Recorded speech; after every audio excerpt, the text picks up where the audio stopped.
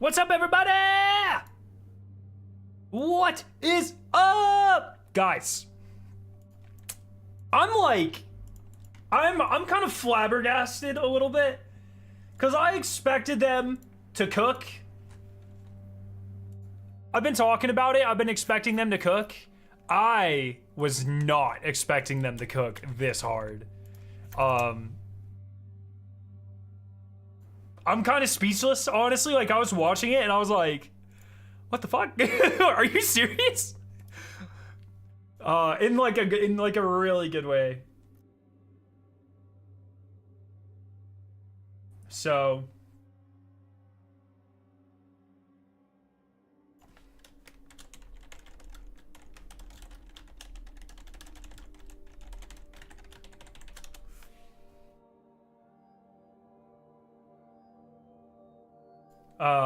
yeah, they kind of blew my mind a little bit. So we're gonna fucking talk about it, dude. So glad they're adding romance options, dude. I just, whoa, wait, they added the Dawn? Don't buy this. don't give in. Oh, it's so expensive. It sucks so much that I hate so much that they're adding. They make those cost so much money. Are you gonna buy 100,000 silver? Dude, Bungie's been sending me fucking so much silver, so I don't have to. Sorry. Wrath Trail? What is this? What armor set is this?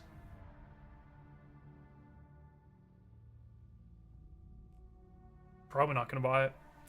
New Forbearance? New Forbearance that doesn't have Soul Drinker, so I feel like I look really orange right now. One second, let me fix my...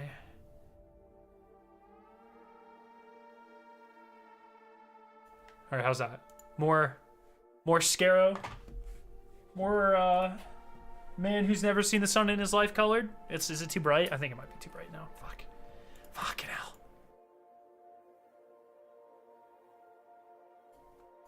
All right, that's a little better. What are shiny weapons? Oh, we're gonna see. We're gonna see. When's the giveaway? I'm gonna do it after the stream.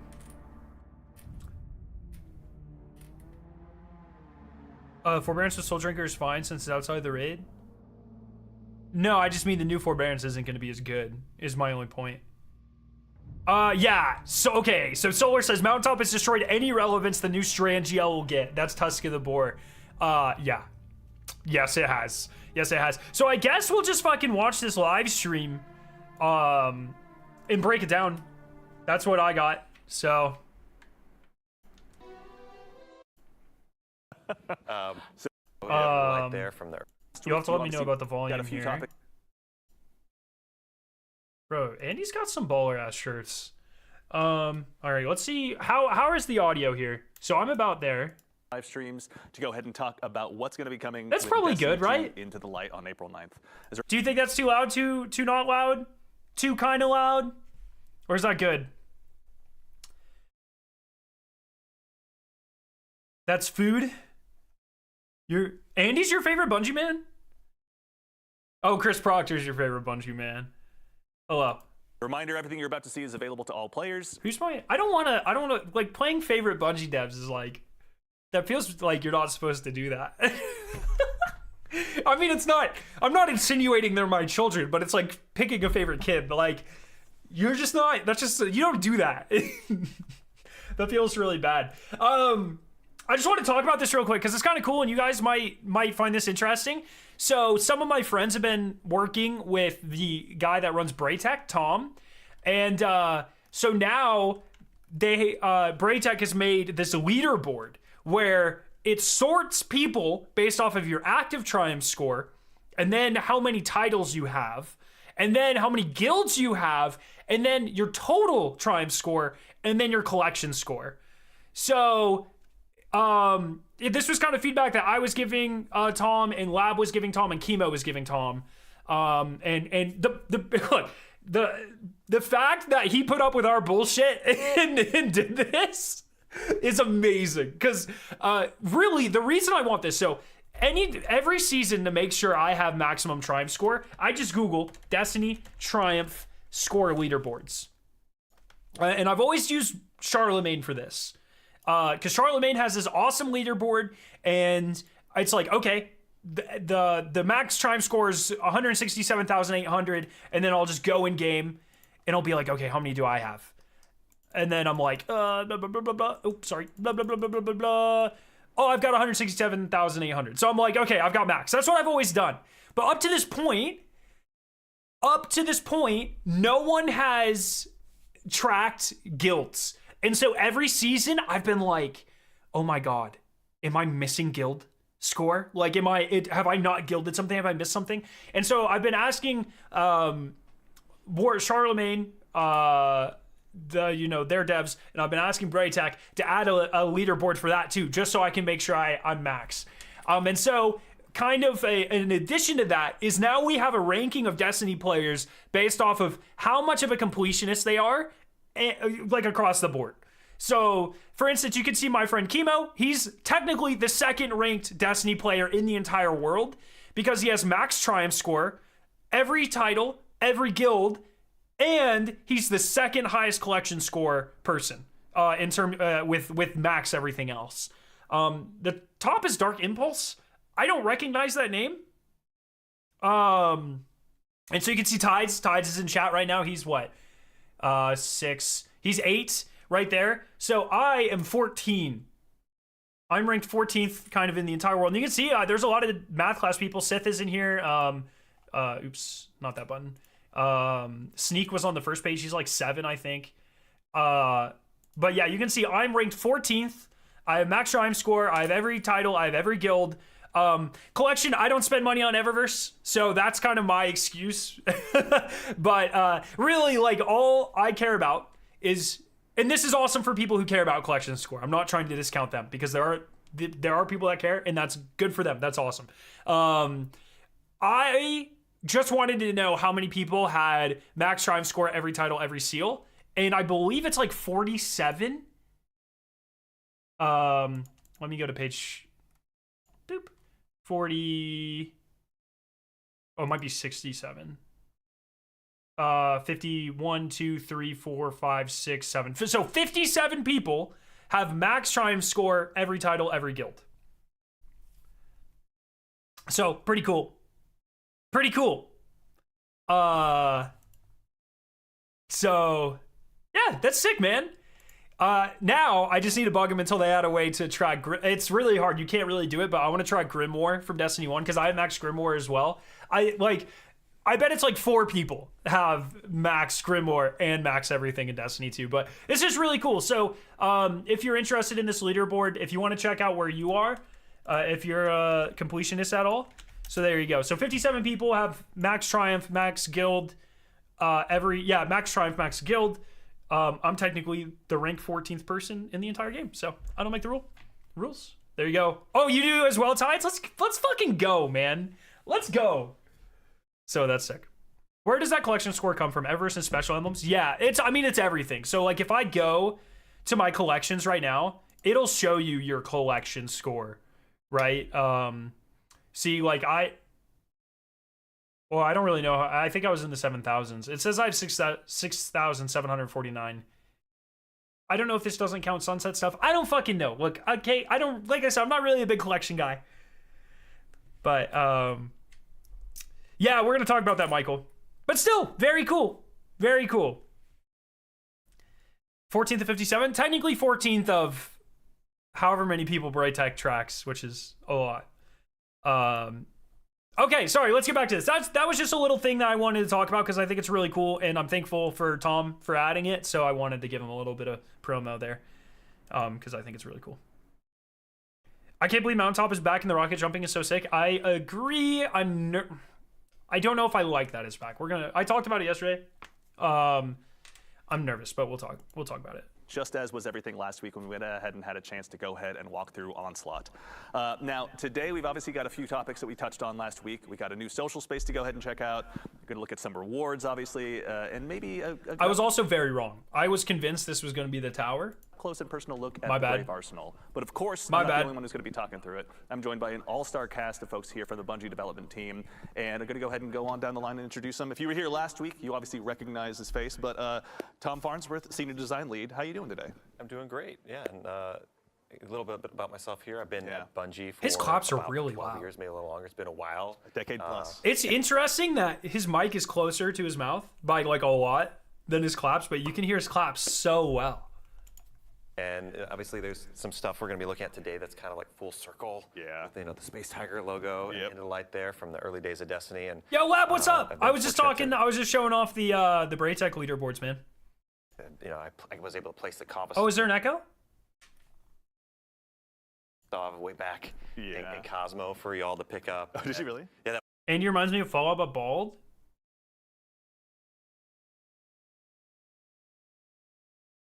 Like how? Like Fallout plays? that was something. Obviously, it was Foundation. Teams are stronger than heroes is a big team effort, but there's a few things that I'm really having had a chance to work proud to interact with players. And then there's some things I'm a little more infamous for, like placing the drop pods and Homecoming. So follow him on Twitter, let him know how you thought about that, right? And then over the past few years, I've been working on Maybe I'm missing it, Lab. I don't know. Things like the 30th and end of Yo, line. Augurs, Yeah, what's up, great. brother? Awesome. Very cool. Thank you very much for your hard work. As someone who's played a lot of it, excited to go ahead and dive in more with even more of it today. And of course, also we're joined by Chris Proctor, Senior Design Lead here at Bungie. Chris, for the fine folks at home who may not have heard you on a podcast or know anything about you, can you tell us a little bit about yourself and what you do here at Bungie? Yeah, hey Andy, thanks. Yeah, I joined Bungie. So every time I hear Chris Proctor talk, I'm always surprised because for some reason in my head, he's like aggressively Australian. And then I hear him talk and he's like, you can tell, but it's like, it's much more mild. And I don't know why in my head canon, but Chris Proctor just has the most raging Australian accent ever. And it just never matches when he talks. And I'm always like, oh yeah, that's what he sounds like. I don't know why. I don't know. Maybe it's just me. Maybe it's because I play with a bunch of Australians. I don't know, but I'm always expecting, good day, mate. You know what I mean? I can't do accents to save my fucking life, but I always just expect him to come out with all the slang and stuff. And he's just like a really timid guy. He's like, oh yeah. Yeah, that's Chris Proctor. I forgot. Bald's the new trend in Destiny 2. I mean, all the Vanguards have been bald. Can you defend the Lost Sector gameplay? What do you mean by that? 4.5 years ago as weapons feature lead for Destiny 2. So a bunch of Destiny releases. This will be my 17th with Into the Light. Is that all? Yeah. Yeah. Going through like a bunch of greatest hits. Yeah. It'll be fun. Yeah, it's going to be cool. We obviously have a lot of stuff to talk through with the Brave Arsenal today, and greatest What's hits, I wrong think, with is probably the best Lost way Sector to describe gameplay? it. And of course, last but very not least, down Are you like just because they chose to do Lost Sectors? Is that what you're asking, or? at the end, the one and only Kelsey Rice, systems designer here at Bungie. Kelsey, how you doing today? Hello, I'm doing great. All right, well, for having me. obviously the third verse, same as the second and the first. For the folks at home who may not know you or know anything about your work, can you tell us a little bit about yourself and what you do here at Bungie? Yes, I'd love to. First, yes, I'm a systems designer at Bungie. I've been here for about 2.5 years, and I work on a lot of fun stuff like quests and pursuits and progressions. It's cool seeing other people get to be part of spreadsheet these. design, which I really love. You can always tell that they're nervous, obviously, but they're really excited to be here as well. And like, if it's one thing, like, this is why it kills me so much when people are always like, oh, Bungie doesn't care or whatever. And, say what you want about the C-suites. But, like, all the devs that we have seen have been, like, genuinely so excited about their job. You know what I mean? And it's like, look, if you're in any sort of field that you care about, if you're in your career, you're going to be excited to talk about and share, like, your work. You know what I mean? It's just kind of inherent to caring about what you do, at least in my opinion. I'm always super excited to talk about my science, and it's awesome to see people get equally as excited to share their stuff. And I love that they've got a rotating platform to I don't know if they're volunteer or if they volunteer to do this or if they're voluntold to do this or what, but it's always really cool to see people so excited to talk about what they've worked on. It's awesome, man. It's really cool. I love it. I wasn't sold on Into the Light, but until today's stream, they absolutely delivered on these guns. At the end of the day, good loot's more important than a good activity. I think they're about equally as important. Maybe that's not true. Actually, yeah, I think loot is more important. I'll give you like a 65-35, maybe a 60-40, with the loot being more important. I do think the activity looks really good, but I think I'm more likely to play a bad activity with good loot than a great activity with bad loot. Is that true? I don't know. I just play this game too much anyway, so maybe I'm not the best scenario for this. I hope this format sticks around and honestly been very nice. Yes.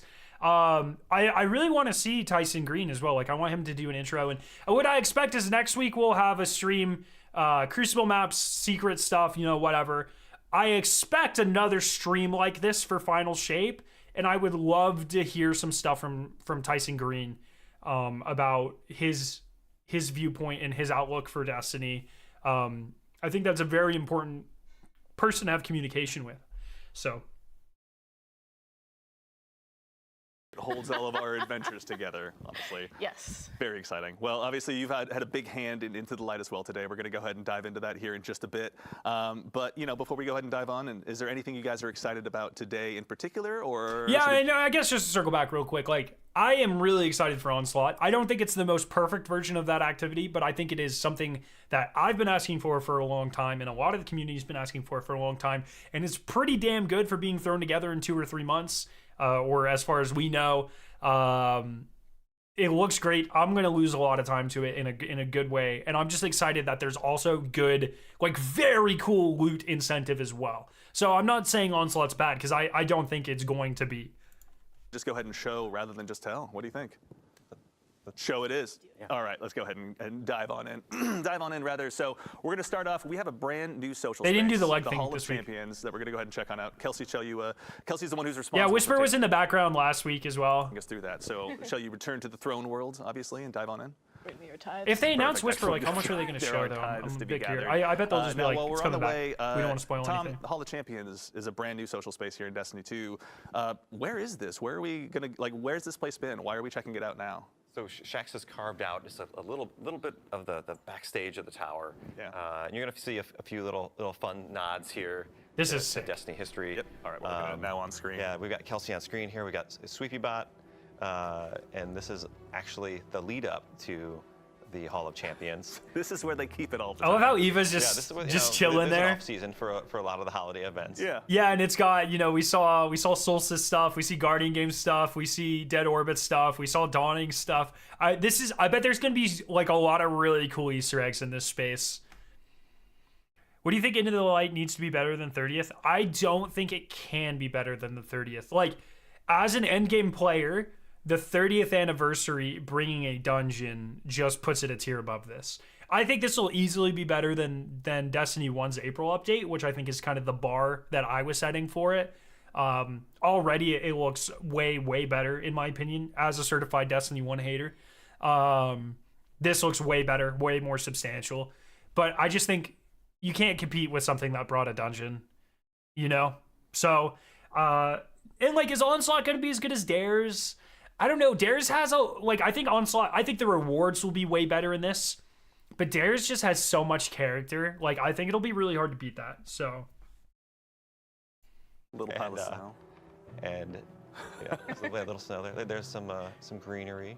This is interesting. All right, so we found a bit of the storage room to a degree. I didn't notice. I was watching on my phone earlier. I didn't notice they had motion blur on, that space but now maybe it's that hurting has my head. been hiding in plain view potentially for other sweeper bots or red jacks around the tower. There's a skimmer So right there's some there. stuff from the Onslaught, this ADU. Oh, that's right, yeah. Some little Noah put it here himself. No, and all this space, like if we just take a step forward. I mean, it's a pretty shitty dungeon. Well, I wouldn't call it that. Like, I don't think Bungie's ever put out like a bad dungeon or a bad raid. I think there are just less good dungeons and less good raids that I think are still top tier.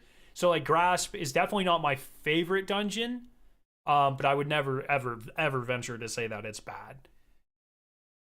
There we go. Here's the Spire of the Watcher. I like Spire of the Watcher. I don't think it's like, once again, I think Spire of the Watcher is like the most mid dungeon in terms of mid, but a mid dungeon still like an 8.5 out of 10. So Here the Hall of Champions. that room looks like the 0 hour puzzle room. Oh, Jesus. the Hall of Champions. I don't know. Like, I'm just pretty adamant. Like, with something that kind of complex, I think the closest thing we have ever gotten to like a bad dungeon or raid is I guess probably, this is weird because it's not even my least favorite raid, but it's probably Root of Nightmares just because it didn't meet expectations. But as a low man activity, that has really redeemed it for me. So it's not my least favorite raid. It's probably not even in my bottom 5 least favorite raids. But I think in terms of like what people expect, it's probably the closest thing that we have to like a bad raid. But I still think it's a great activity personally. So. And just like Root Outside the Mechs, I think is amazing. Yeah, but I would argue that like, at least from the perspective that I'm looking at, in like what makes raids and dungeons good in the first place is like depth and complexity of mechanics, I guess. Or like being something else other than a strike. You know what I mean? Like truly setting themselves apart are those mechanics. And like I said, I like Root. And I've been enjoying my solos, and I really like all the low mans I've done. I think there's a lot of redeeming qualities for Root. But if we're just talking about like from a raid or dungeon perspective, it's probably been the thing that has missed the mark the most. But I still think it's great. Eternity for the 30th anniversary. Shaxx has kind of set this space aside. This is sick. Oh, this is sick. Light, where all your armor, your weapons, your rewards. This is going to be. I love the updated scopes, how they all have this, and then they just like the OG Recluse, like when you ADS, they go away. Like, for Into the Light. Is this Excellent. the highest? Awesome. All right. Well, Kelsey, can you go ahead and show us a little bit? We're going to go ahead and walk up here. We see a whole bevy of chests, actually. Let's go ahead and start there. I didn't even notice these were chests at first. What are we looking at, and how do we go ahead and start opening? Just saw the Bungie stream, but I don't understand what you mean by shiny weapons. They're actually about to talk about it here in 5 or 10 minutes, so you'll see. I'm weird in that I actually really enjoy Ghost of Deep. Yeah, traversal parts are kind of boring. The first encounters do, but both bosses are fun. Yeah, I agree. I think Ekthar is one of the best. Like, Ekthar is better than, like, a lot of raid encounters in terms of, like, how it fits into that dungeon, in my opinion. I really like Ghost of Deep as well. I would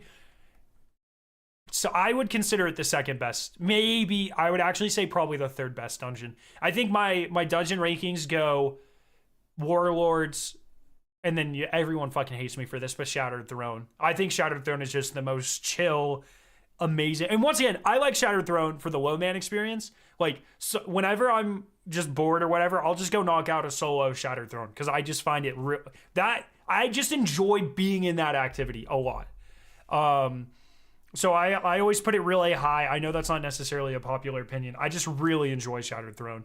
And then I would probably put Ghosts at third. These open, rather. Yeah, so as you can see, this space is just full of chests. As you can see here, all the class icons on the floor, a little bit like 30th. You can come here I love Shattered. Redeem this currency. Warlords is just perfect. Like, I don't think I would change anything about Warlords Ruin. The lore is unbelievable. The set pieces are great. I love how it's mostly boss fights. You know, there's a lot of traversal, but I think a lot of it like adds to that kind of like climbing the mountain journey. I love a lot of the loot. Like the rocket pistol is really good. I guess the loot could have been a little bit better. The armor sets could have been a little bit better, but for someone who plays activities as much as I do, loot tends to matter less. For me, I guess that's kind of from like a raid perspective. So like for like seasonal activities, loot's really important because to get me to play it so many times. But like raids and dungeons, I'll just do, and I don't really need an incentive to do them as long as they're good. So I hate Warlord's mech. It's standing in a circle. I like that there are ways to optimize it though. I think that's really cool. And I like how in every encounter that circle is, it's the same, but it's different. If that makes sense, there's different ways to interact with it. I think that's kind of cool. Of bravery that you're going to earn from completing Onslaught and from playing the broad game in Destiny. So all of these trophies here, if you... Did she say the bride game? Redeem this currency, trophies of bravery that you're going to earn from completing Onslaught and from playing the broad game in Destiny. The hell did she say? I didn't even notice that the first time I watched it. The broad game? Of bravery that you're going to earn from completing Onslaught and from playing the broad game in Destiny. Yeah, it must be the broad game. It kind of sounds like the bride game, but I think she's saying broad game. So all of these trophies here, if you progress your hype with Shaxx, I didn't even notice that the first time. You'll be able to spend them here at all these chests to get. hear me out. Final Shape Rate should have randomly generated images for symbols. I don't want any more symbols. I'm fucking done with symbols. Had a really cool set of armor. You should do one final reviewing of all exotics before Final Shape. No way I'm gonna have time to do that, but I have been toying with the idea of doing like a final saga ranking once Final Shape comes out and ranking all fucking 200 of them. God, I would hate myself, but I might do it. Characters, you can see what that looks like on the hunter. That's right. Also, too, so for the folks at home, we went ahead and mentioned this as well online. It's kind of unfortunate that they picked this one to show off because I think this is probably my least favorite out of the three. Of Destiny 2. It's got a lot of Tom, stuff going on. The parade armor set, I believe, is what we're referring to it as. So like, I feel like the raid's gonna be deconstructing, reconstructing things. That was my hypothesis. I said it first on stream. There's clips. I win. Can't steal my idea. Pick something new, mythical. That's right. Yeah. You had it in Homecoming. It's kind of a classic set. We're again like full circle here. With we were like beginning the Destiny 2 saga there, and now we're kind of, ending the fight here. We're getting ready to take the fight to the Witness, and Shax has got this iconic set of armor. We're calling it the Parade Armor. This is so cool. 2.0. Yeah. And everyone can earn it. It's available to all players. Excellent. And there's some other cosmetics we can show off here that kind of play with it too. Very nice. And also too, for folks out there, we have the hunter here. Actually, Kelsey, can we check out the armor set one more time? Yeah. The folks at home. Also too, so this is an up close and personal look, obviously, at this armor set, which will be available Sorry, for I'm just everyone trying to. that I'm goes seeing ahead if I and missed jumps anything before. into the light. Also too, there's a PvE is gonna be so unbalanced. Yeah. I mean, this is literally like I made this joke on Twitter. This should not be called Into the Light. It should be called Into the Power Creep. The amount of combos that they show that are just utterly broken is fucking ridiculous.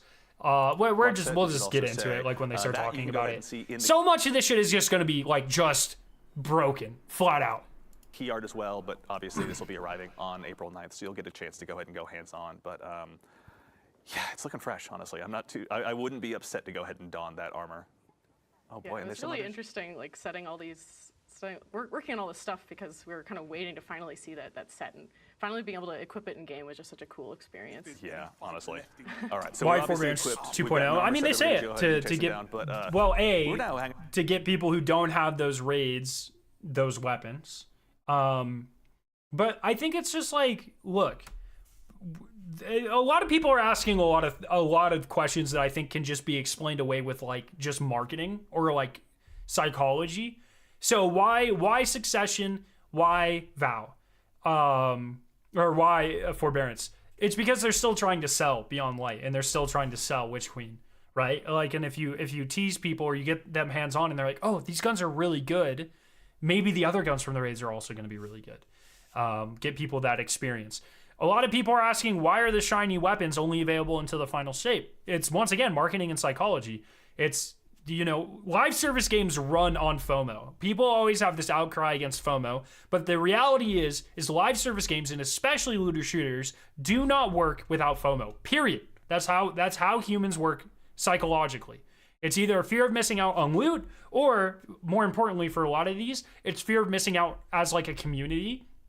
That's why Helldivers is doing so well, because you want to experience all these random crazy shit, all this random crazy shit with your friends and as a part of the community. These live service games need FOMO. And so Bungie does not want people to start playing when Final Shape comes out. They want people to be playing now, so they pre-order, and so they get excited for Final Shape, and so they bring their friends back. And so the sooner people come back and get excited and play Destiny, even if you're playing Destiny for a little bit, we all know Destiny feels fucking amazing. So you get some of these people come back, do some of these farm sessions for these shiny guns. You're pulling them back into the game. You're making it more likely that they're going to return for Final Shape or pre-order or keep playing and buy some of the Eververse stuff that's available now. It's getting people in the game now. So when you start your Final Shape marketing push in a couple of weeks or a few weeks, people are invested. They're reinvested in the game. And then, so I guarantee we have a stream next week. This launches on April 9th. I guarantee they'll start the Final Shape. We'll have a Final Shape stream or a Vidoc within 3 weeks. 100%. They're going to give people time to get pulled back in, get excited, experience this. Boom. You start hitting them with marketing push. It's how it works. It is fucking genius. It is really smart.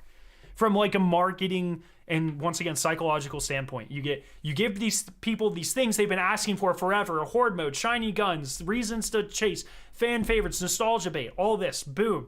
It's genuinely genius. And as a person who just needs content, I'm really excited for this. So, will your collector's edition giveaway include a DLC? No.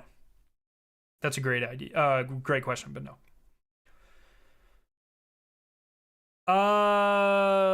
Shiny weapons are limited edition curated. They are not curated, no. What are they even talking about next week? The 3 new Crucible maps and probably a reprised exotic mission. That's also why this is free. Because while for those of us who still play Destiny, this is just content to hold us over. For the rest of the world, this is essentially Bungie marketing. In a great way. I'm not saying that's a bad thing. People are gonna like attack them like that's a bad thing, but they're a fucking business. And at the end of the day, like if we want Destiny to succeed, and I want the devs to keep their jobs, and I have my problems with leadership, and everyone has their problems with leadership. But at the end of the day, I really love all the work that the devs do, and I love this franchise, and I want it to do well. So like, and I get content out of it. So it's like, it's just super smart. Hanging out with Shax, and is that our they site? They did not show well? curated rules. Yes, that is our site. And one last chest I want to point out here. Oh, too. please. This one is going to be your hub. The shiny weapons are not curated. I really don't think they said that. For just grinding out weapons. So curated means the perks are static. The shiny weapons, there are curated. Oh, but they're not only curated. Those. One second. Let's let them explain it. Just keep redeeming them here, and you'll be able to get all your guns. Not here. all shiny weapons. Okay. This one here is we're bringing back the gift of the Thunder Gods. So if you need to catch up on your power level to make sure that you're like ready to hop right in, that's something you can do as well. That's right. And honestly, it's again, as a reminder, this is available to all players. And so if you've got any friends that maybe aren't quite at that powerful cap, also too, actually, should double check. This will bring folks up to the powerful cap, was it? Powerful, not pinnacle. That's right. Okay, perfect. All Hi. right. So for your friends that want to go ahead and dive in right alongside you, even if they maybe haven't played, very much recently, they got a chance to go ahead and just catch right up. They'll be ready. Be ready for day one. That's I right. understand. Okay, perfect. Thank you for the clarification. So let's go ahead and talk to Shax actually as a starting point. So how are we going to be working with Shax? Obviously, he's opened up his Den of Antiquities to us. But Kelsey, can you tell us a little bit more about that? Yeah, of course. Yeah, so we need to. This pull out shader all was the such a stops good move on their and part. defeating the witness. So Shax has opened up his brave arsenal for us. And as you can see, Shax is really like the shining star of this area. I've been kind of panning by all these hollow Shaxes that line the space, which I'll be happy to talk about in a moment. Oh yes. But yeah, let's go talk to him Yeah. and see what he's got. So over the course of Into the Light, as you earn reputation with him, you're gonna be Bro, I mean, they cool literally stuff.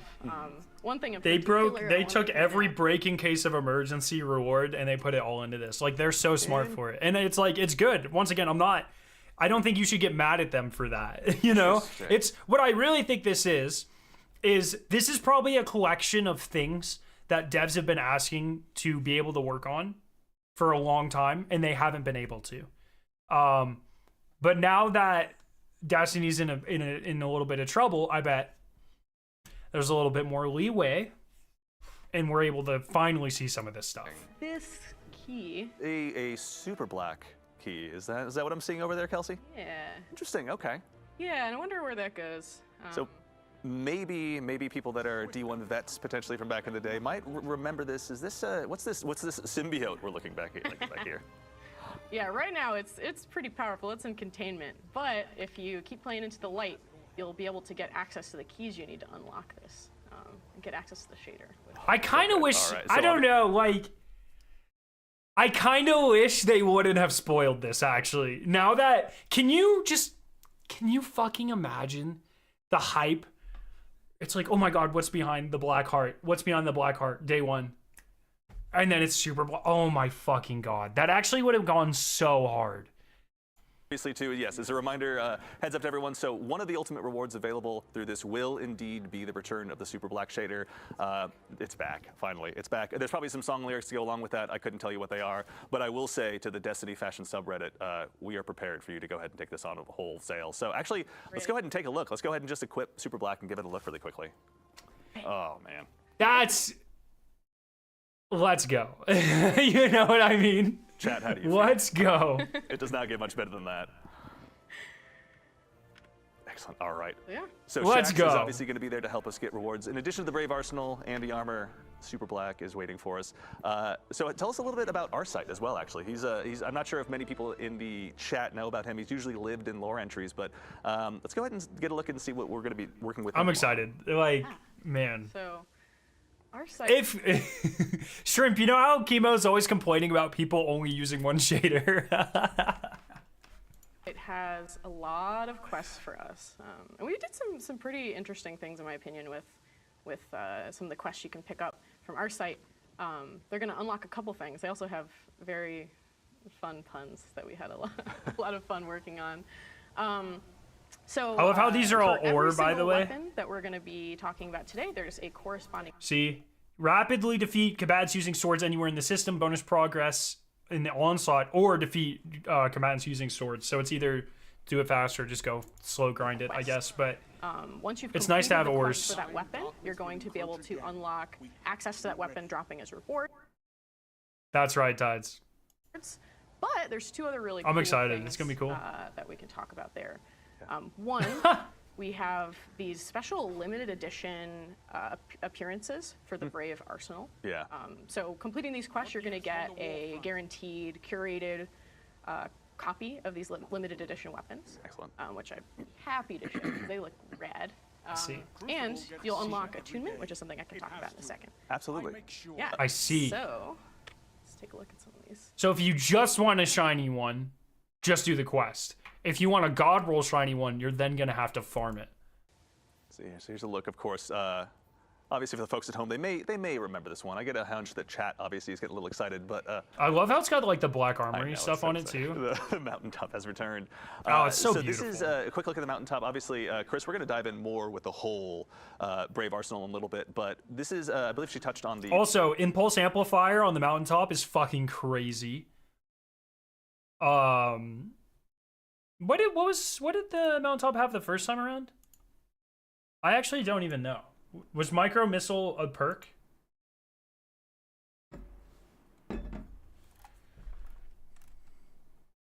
It had rangefinder micro missile, yeah. So, oh fucking hell, dude. Impulse is gonna be fucking crazy, honestly. I didn't even see that it had auto loading. Like, bro. And it's a special, so specials are plus 15% from Vorpal. This is ridiculous. Limited. Just like flat out. I was so excited. I was so excited for Tusk of the Boar. Doesn't even fucking matter anymore, man. From now on, I'm just a double special man. My loadout will eternally be Mountaintop Forbearance. That's it. You have your single target weapon, you have your ad clear weapon. You don't need anything else. Primary weapon, why the fuck do I need a primary weapon? You don't. Edition versions of these, the ornaments that exist on there. Can you tell us a little bit about what the limited edition variants of these are that are available? Kinetic, so no damage nerf. No, Vorpal got nerfed based off of power, special ammo, or kinetic. Unlock Atunement, which is Or primary ammo. Absolutely. So I believe it dive in more does. with the- I believe it's 20, 15, 10. Primary, secondary, or primary, special, heavy. I believe. Whole. And it's a new frame, yeah. Micro missile frame.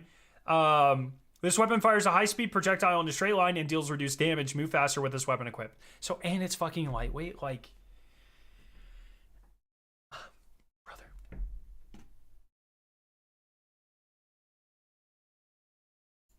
Brave Arsenal in a little bit, but this What the is, fuck? I believe she touched on the. I mean, it's just gonna be broken, man. Why would I not use this? Limited edition. Like, honestly, like, I know I was joking, but, like, the best in raids, oh my god. Just think, like, day one. I'm just gonna be using, like, Mountaintop, Sunshot, and, like, an Apex or something. This is also, because it bounces you, is great for traversal. So you're gonna have this on, because it still have sticky nades. I wonder if it can still do the sticky nades. Where you can use it as a platform to climb up walls too, like. Edition versions of these, the ornaments that exist on there. No, the damage isn't way lower. Someone did the math, actually. Let me get the name here. So Mossy Max on Twitter did the math. Mountaintop is getting a 56% buff to impact damage, translating to an overall 30% buff in PvE. That's already 25% more than Wilder Flight, not even including damage perks. So no, they didn't nerf it. It's incredibly buffed. Incredibly buffed. Can you tell us a little bit about what the limited edition variants of these are that are available over the course of Into the Light? Sure, yeah. So the Brave Arsenal weapons will drop. So I think Recluse is going to be not as good. I hope I don't know, man. I want it to be good. I kind of don't at the same time. Master of Arms is now a flat 15% buff. So it's like based off of the gameplay that they show later. So it's pretty good. That's not the best buff in the entire world. But it's free. It's a free buff. It kind of depends what else you can get in that column. I believe, isn't Frenzy a 20% buff? Am I making that up? I might be making that up. Destiny Foundry. Let me look up something with Frenzy on it. I actually do think I'm making that up. It also depends. Yeah, it depends what Enhanced looks like. No, it is. Okay, sorry. Frenzy is 15. Frenzy also gives you handling and reload speed, though. Yeah, I don't know. It does seem nerfed. It depends what Enhanced Master of Arms does. And I just think, like, look, if Mountaintop is going to be your single target damage, then you're going to use your primary, like your kinetic, or your primary weapon in this case. You're going to want it to be ad clear. So I think, like, something, just initially, I'm just thinking Sunshot, Ikelos, Mida. I think those pair better with Mountaintop without having used this. That being said, we don't know what else is in this column. We don't know what Enhanced Master of Arms looks like. And if there's a reload perk too, or if it comes with like perpetual motion or something, or even subsistence would be really good. Like just something like that. I think it could be all right. It just kind of depends.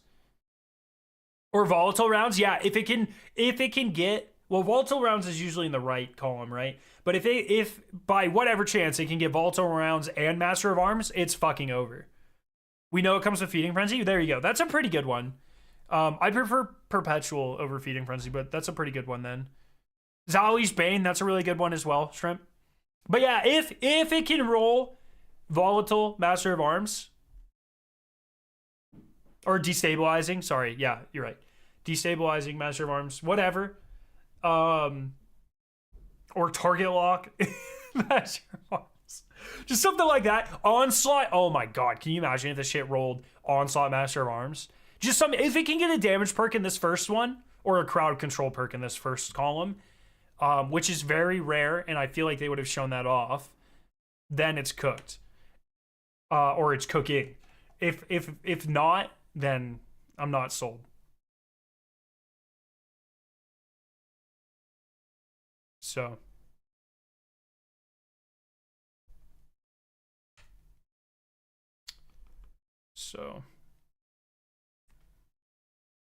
Onslaught, and we're talking a little bit about attunement and whatnot. yes, all these weapons will be There able is to a, get enhanced. low Will there be chance community challenge with the one will event? drop We don't know. They haven't said anything. as a limited edition variant, which comes pre-equipped. Onslaught with is the new game mode, yeah. Super shiny ornament that's locked. to I didn't that even weapon. notice this. Is this how Recluse was already, by the way?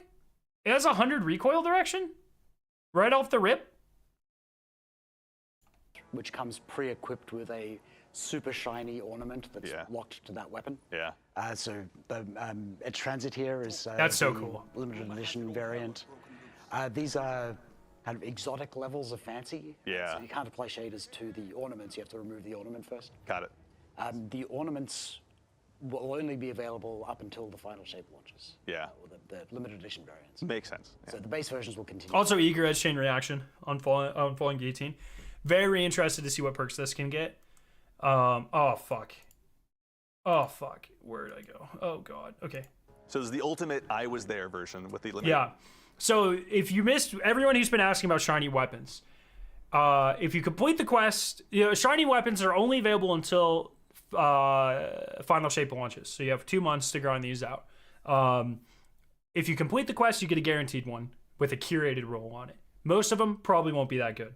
If you want your god rolls, you will be able to go and farm, and these weapons have a chance to drop as the shiny version with the special ornament on it. So I'm going to be picking a couple guns. Hammerhead, definitely going to get the god roll shiny. Mountaintop, definitely going to get the god roll shiny. Edge Transit, I bet, is going to be fucking busted because they know GLs are meta right now. So if it's as busted as I think, definitely going to get the god roll shiny. Luna's Howl looks really good. Midnight Q, like, honestly, I'm probably just going to go for the god roll shiny for all of these fucking weapons, but so. Edition on there. Pokemon shiny hunting and Destiny, yeah. Other than that, after the Final Shape launches, people will still be able to get these weapons and keep farming. Yeah, that's fair, Junior. By By the way, what is, like, literally nothing on this planet says power creep more than Rampage killing tally.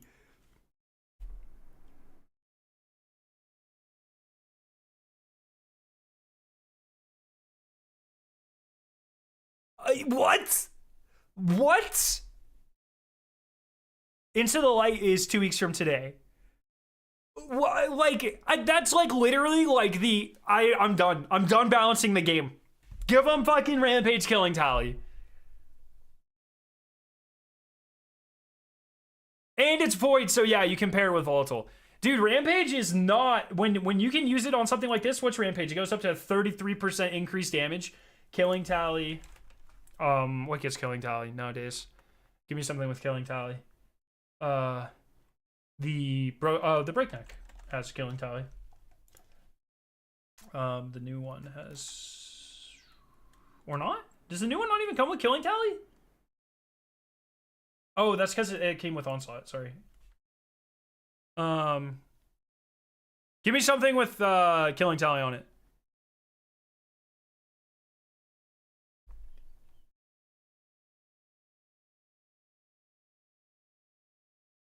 Avalanche?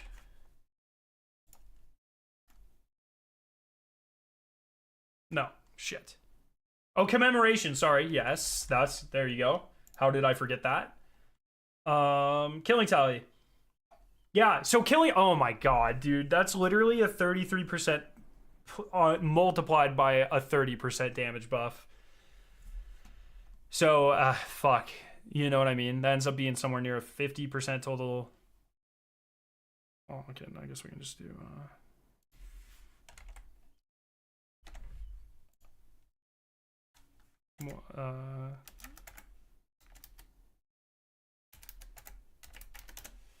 so actually 73% buff overall.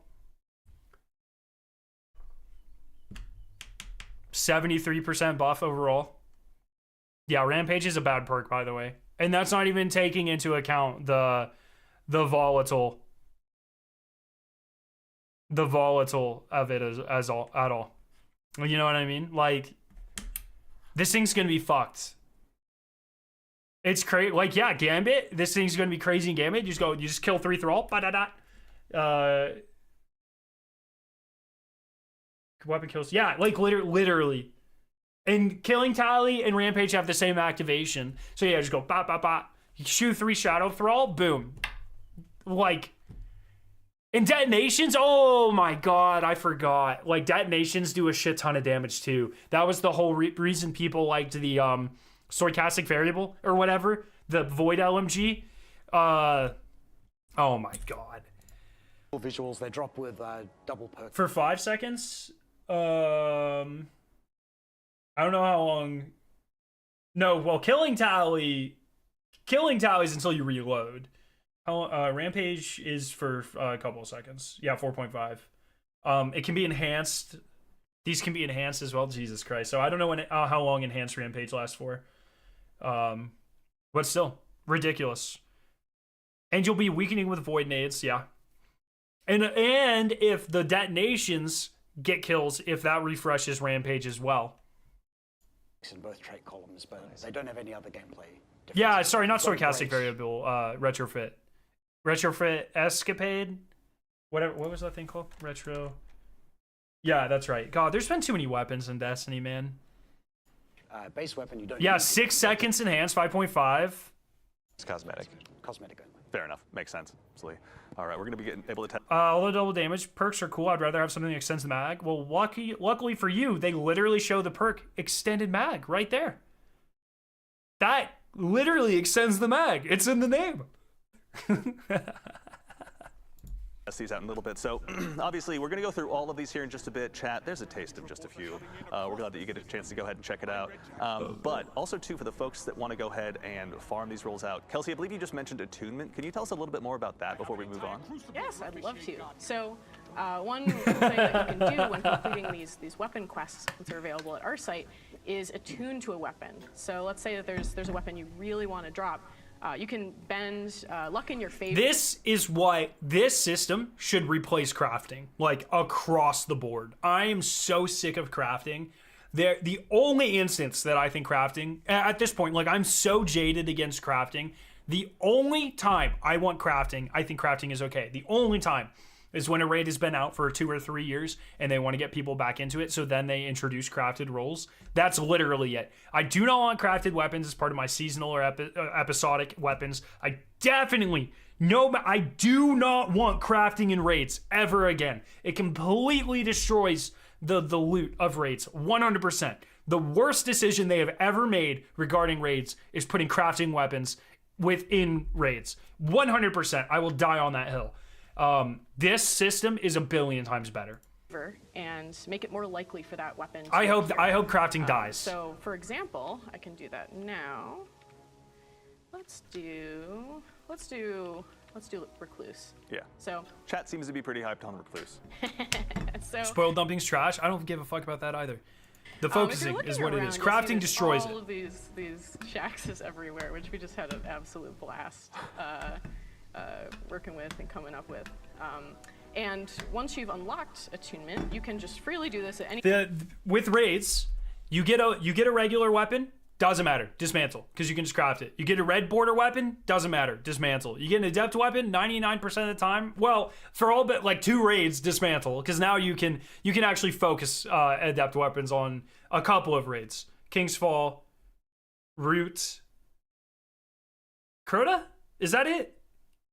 I don't think you can. You can't enhance Vogue, and I don't think you can. Can you enhance Vow?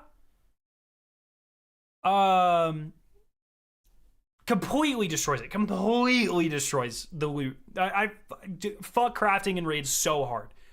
Zivu, thank you for the super chat. So happy to have my OG loadout back. I miss Mountaintop. Yeah, well, it's about to go fucking off. Thank you so much for the super chat, my friend. So no King's Fall. There you go. So, with the exception of those 2 raids, no one cares about adepts either, because adepts are just at base worse than crafted weapons. So no matter what you get from every raid before King's Fall, no matter, or Root of Nightmares, excuse me, no matter what you get, it's an auto dismantle. Trash. Dude, question is, how much they're nostalgia baiting with this release? What are they going to do for the 10-year anniversary of Destiny?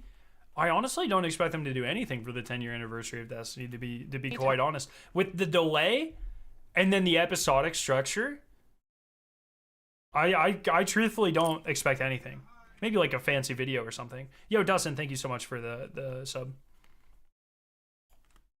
You can change your attunement anytime. You can choose which weapon has a higher chance of dropping. This is awesome. I'm gonna do it now. I'm excited to see how much this attunement. So it doesn't. They make it sound like it's not like exclusively this, so you won't exclusively get Recluse drops, but it sounds like you'll mostly get Recluse drops. So I'm interested in that. I think that's really cool. Okay. There we go. Got our thumbs up. We're Get good. the affirmation from Shax. Never hurts. Yeah, I can always use more affirmations from. It never hurts, honestly. He shouts them very effectively, I might add. Yes. So yeah. At any point, you can just visit another one. I could even just go and, unattune and and reattune to my heart's content. Just once you've unlocked it, you can do that at any time. So yeah, pick your favorites that you want to chase. This is pretty cool. And I like you have this a much system. higher chance of getting them. Excellent. All right. Obviously, the Hall of Champions has a lot in store. There's even more, obviously, chat than is even here. But we see what you're saying in chat. I feel the electricity in the air. I should also note one more thing.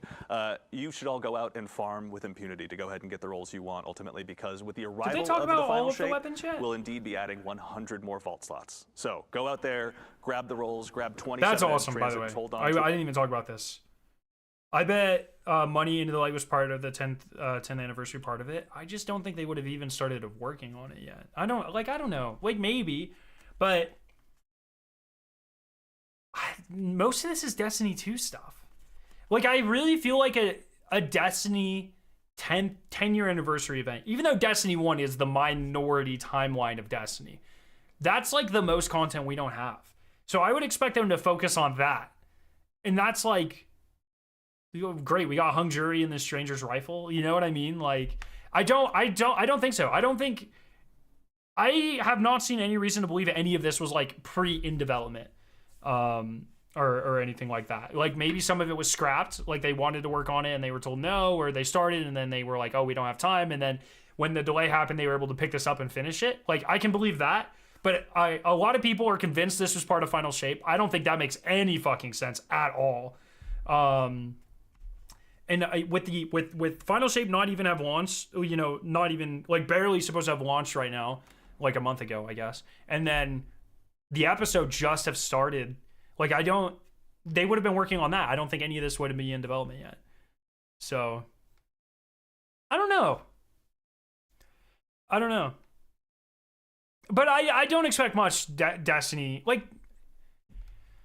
I think the Final Shape is the 10-year Destiny and like the 10-year Destiny anniversary event. Yeah, I think the combination of Into the Light and the Final Shape are that. I don't really expect much or anything else, but maybe I'm wrong. I could totally be wrong. We'll see. Until you get a chance to Google which one has the God roll, all up to you. But we just wanted to let you know that with the arrival of the Final Shape, you'll be getting 100 more vault slots. So go ahead and dive on in and grab whatever you want to go ahead and chase. So here they show a pop-up says collect Grimoire card, and then there's a Grimoire card on the wall. So it looks like there's going to be some sort of collectible like that. We already know they're adding a new title to this. There's definitely going to be more triumphs. So of course, I'll have a video on where to get all of those as well. Excellent. All right. Oh yeah, right there. You see, they kind of look at it. Whatever you want to go ahead and chase. Excellent. All right. Collect Grimoire card there on the wall. So there will be some lore there as well. So, and yeah, there's new weapon lore as well. Yeah. Well, I think that's a solid tour of the Hall of Champions. I think maybe at this point we go ahead and start diving on in with the Brave Arsenal. Tom, what are you thinking? Yeah, I'll hop in. Let's go clean up. I wonder what these symbols are, by the way. They all have different symbols. And they don't really Excellent. Yeah. We got some demos to run as well. All right, everyone. So this they didn't really seem to quick mean look anything. at They the just Hall of seemed kind of Champions like as well. random. Now we're going to go ahead and dive on in characters. and look at the Brave Arsenal. Now, Chris, obviously you were intrinsically involved with kind of setting this whole thing up, with building the Brave Arsenal, Armor deciding what was symbols? out there. Yeah. Can you tell us a little bit about how you guys landed on this iconic set? What are your top 3 weapons you want to get? Mountaintop seems like it's going to be the best. Hammerhead, Midnight Q, probably the 3 I'm most excited for. Of Destiny weapons. I'm just not convinced. Chris Proctor's actually about to say this. Tomorrow we're going to get a blog update with all of the perk combinations and roles that these can get. I'll have a much better idea tomorrow. Like, right now, I'm not convinced Recluse is going to be that good comparatively to a lot of the other SMG options. But once again, if it drops and we have like a second damage or like a volatile round, destabilizing rounds or whatever. Oscar, thank you so much for the sub. It depends. We'll see tomorrow. Yeah, I mean, we all have our own favorite weapons internally, and wanted to make sure that we delivered on a ton of nostalgia for the whole like Destiny 2 weapon set. Yeah. If you look on Reddit or Twitter, there are hundreds Funnel of Web's weapons good, but I don't. What does Funnel Web even have on it? I don't really think it has a damage perk, does it? It's got Frenzy.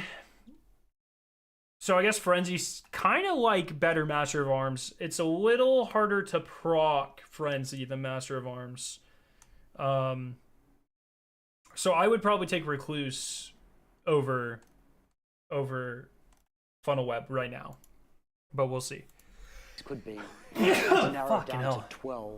It's like we couldn't reasonably fit any more into the activity. Yeah. We couldn't necessarily Did they show this perk? Is this the make last many stand more perk? than that. Here we go. So it's yeah, a whole set of weapons from across Destiny's history. A few recent ones. Most of them are from earlier in D2's Yeah. history. So for those who have been terrorized by Blast Furnace and the Crucible, it's back. Yeah, now, it is. Okay. Yeah. Obviously. Yeah. Yeah. Honestly, Tom, let's go ahead and just kind of walk through these. Let's go ahead and take us at a hung jury I see next as well. Sure, I can just. Do you want me to Okay, I'll just start with the mouse blast. over him here.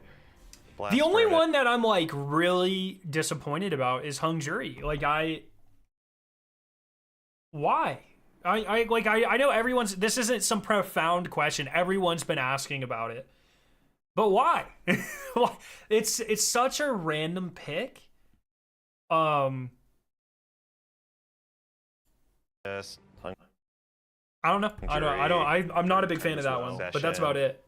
For anyone that hasn't had a chance to dive into Deep Stone Crypt, they can get their hands on a raid weapon as well. Yeah, I should just touch on Succession. And Yeah, please. Forbearance in there as well. But these are fairly recent weapons, but they are, by default, you have to own the release that those raids came out in. So you have to own Beyond Light if you want to get Succession. You have Right. to own Witch Queen if you want to get Forbearance. Yeah. The Onslaught versions of these weapons, or the Brave Arsenal versions, are available to all players. So you get a taste of what, like, the raw power of a raid weapon. Yeah. And this is all going to come down to like Succession is already pretty good. I'm more of a fan of Supremacy, like the rewind wounds, 4 times the charm roll. I'm kind of in love with that. So I know like some people prefer Supremacy, especially for like champs and stuff. You know, everyone's got. I feel like there's kind of like a group that likes Supremacy or Succession, and a group that likes Supremacy. I think this is gonna. I'm not convinced this is going to be better than the raid one. What's the raid origin trait do? Let me pull up heritage real quick. Because I know I have that. Craftable heritage. Weapon hits grenade melee class ability energy. Okay, yeah. I mean, that's pretty good. It's pretty good. It's about the same as this, I guess. It depends what perks it rolls with. Which honestly, once you get Succession in your hand, suddenly everything feels so alive. Like it's like a ton of bricks. Let's see. We also have, there we go, Midnight Coup. For anyone who watched I'm really last excited week, for thank Midnight you, Coup. Noah, as well, for going ahead and showing this off. Midnight Coup obviously makes an incredibly triumphant return. Actually, can you? I want them to give this Rampage kill clip because fuck it. Just so it Surprise, no Dust Rock. That's a really great point. I would have liked a Dust Rock. We just have so many good shotguns, but especially in that slot. I mean, between Conditional, Reese Walker, Wastelander, yeah, Swordbreaker. Like, I don't know if anyone would have used. It would have had to have been really good, which it was. But what frame was it? Was it Precision? Oh, it was Precision. Fuck. God, what could have been? Those the waves in the shader, Tom. There we go. There we go. That never gets old, honestly. Harkens back to one of my favorite times in the. I Black do Armory. love that Black Armory shader. That's really nice. Excellent. All right, so we have a full list here. So we've gone over all of them in the primary slot. I hope that shades really let's well. go ahead and move on It down won't to matter the, because you can't green shade the ammo. ornaments, which I think is a very interesting choice. That might be a technical thing. Yeah, because it probably is a technical thing, because if they wanted it to be shadable, then it probably would have had been a different version of the weapon that dropped, and it was just brighter. But I don't know. I don't really mind that much. As well. Perfect Paradox would have been great, although I think Perfect Paradox is kind of outclassed nowadays. When's the last time? I can't even remember the last time I've used a rapid fire frame. Do people use the iClose shotgun? That's rapid fire, right? Yeah, that's just not really. Those aren't really super meta right now. So Obviously, Recluse chat, you've all noticed that. We're just as happy that it's back as you are. Let's go ahead and take a look at what else we got. Martyr's Retribution would have been just cooked. Like, it doesn't say... With wave frames in the game, and now that they're adding Mountaintop back, Martyr's Retribution would have been shit. Like, I'm glad they didn't put that thing in the game. Revoker... I'm glad they also didn't bring that back. I do hope there's a way to get Not Forgotten, just as like a fun little callback. I think that'd be really fun. Maybe throw it in comp or something. I think that could be really, really cool. Just as like they're adding Luna's Howl, so why the fuck not? They say 12. 1, 2, 3, 4, 5, 6, 7, 8, 9, 10, 11. Wait, I can't count. Oh, sorry. 1, 2, 3, 4, 5, 6, 7, 8, 9, 10, 11. Are there 2 heavies? Got in the store there. Obviously, Recluse. Actually, can you adjust it just so it shows the waves in the shade? My favorite. So we've got selection as well. Obviously, slot.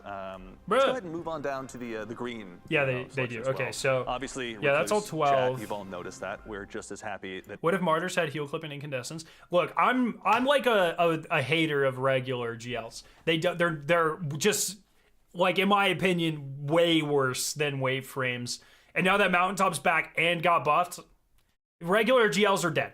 The only reason I ever use regular GLs is the lingering dread I use for blinding or disorienting, and like the ignition code could be used for the same thing. But I think they're just kind of washed content in most things. So Martyrs is a wave? What? Well, then we don't need any more waves. That's embarrassing. I actually didn't even know that. Oh, I'm so fucking stupid. This is not... What was the... I think I'm thinking of... What was the strike-specific grenade launcher? The green one. I thought... I'm so dumb. God, there's too many fucking guns in this game. I thought... Malicious Birthrights. This is... I Yeah, okay, I wish Martyr's Retribution came back. That's my bad. It starts with an M, man! That's my bad. That's like when I saw the first person say they wanted Martyrs... Because I remember when Malicious came out was around the time that Waveframes came out. When it got reissued, I think. There was a time where it overlapped with a Waveframe. And people were like, oh, Malicious is so good. And it's like, no, it's not. It's really not. I think it ended up getting reissued, right? I don't fucking remember. But yeah, it's trash. Martyr's Retribution would be cool. My bad. Sorry about that. There's too many weapons, okay? Stop using the letter M. That's not my fault.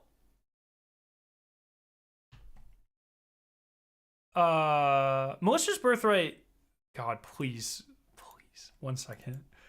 Please don't be a waveframe. It's not a waveframe, right? No, it's not. Okay. Fucking hell. I didn't think it was. Oh God. That was so close.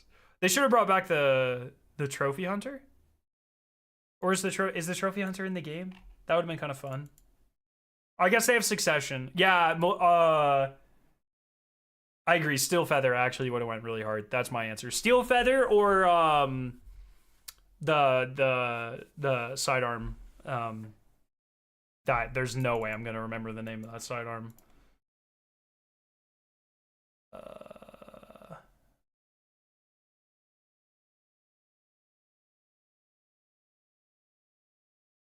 Breachlight. Oh, fuck. That would have been so fun. Yeah, man, Hung Jury's kind of a throw. That's back as you are. Let's go ahead and take a look at what else we got in store there. Luna's Howl, of course. Magnificent Howl got changed. I think they scroll over in particular with Luna's Howl, I know we were talking about this a little bit earlier, but, you know... Why do guns have an 1830 power cap? Dev builds always have weird power levels. I wouldn't read into that. Man doesn't have Forbearance Adept? No, fuck no. You can't even enhance it. Why would I waste my time? not necessarily their previous estate just kind of held in stasis, but you guys have brought them forward with new perks. You've kind of done some redesigns as well. With Luna Howls in particular, you were mentioning that the Magnificent Howl perk has undergone a rework as well. Yeah, in its original shipping form. There you go. The number of precision final blows before reloading affects the total rounds granted with increased range and damage. Precision final blows with Magnificent Howl active extend the effect for additional rounds. So it could be good. I assume this will let you 2-tap, but that means like if I get 1 kill, does that load 2 bullets or 1? You know, because if it only loads 1 better bullet, you'll 2-tap, but you won't proc the second half of this perk. So, but if a kill loads 2 Magnificent Howl bullets, which they might show, I honestly did not watch the I didn't watch most of the Lost Sector gameplay. I was listening to it. It's gonna be pretty rare for you to get 2 kills and then reload and then have a 2-shot kill. That was Which, I mean, it's got 13 in the mag. It's definitely possible. You'll have to play into it. Especially if you have heal clip. I think that could be kind of cool. Like, bam, bam, bam, healed, bam, bam, bam, reload, bam, bam. Like, there's going to be some niche cases like that I think will be really good. way too strong, because it would let you 2-tap a Guardian in PvP incredibly fast with the perk up. Yeah. 180 RPM. So we've brought Luna's Howl forward as a 140 RPM hand cannon, but it retains the precision frame, so it's super easy to control the recoil. If it still has the, you know what I mean, the recoil. Once again, I didn't watch most of the Lost Sector gameplay, so maybe they show it. But where it's like doom doom doom doom, and it barely moves, it's fucking cooked, dude. Yeah. We've also redesigned the Magnificent Howl perk, so that now lets you build up stacks of super bullets.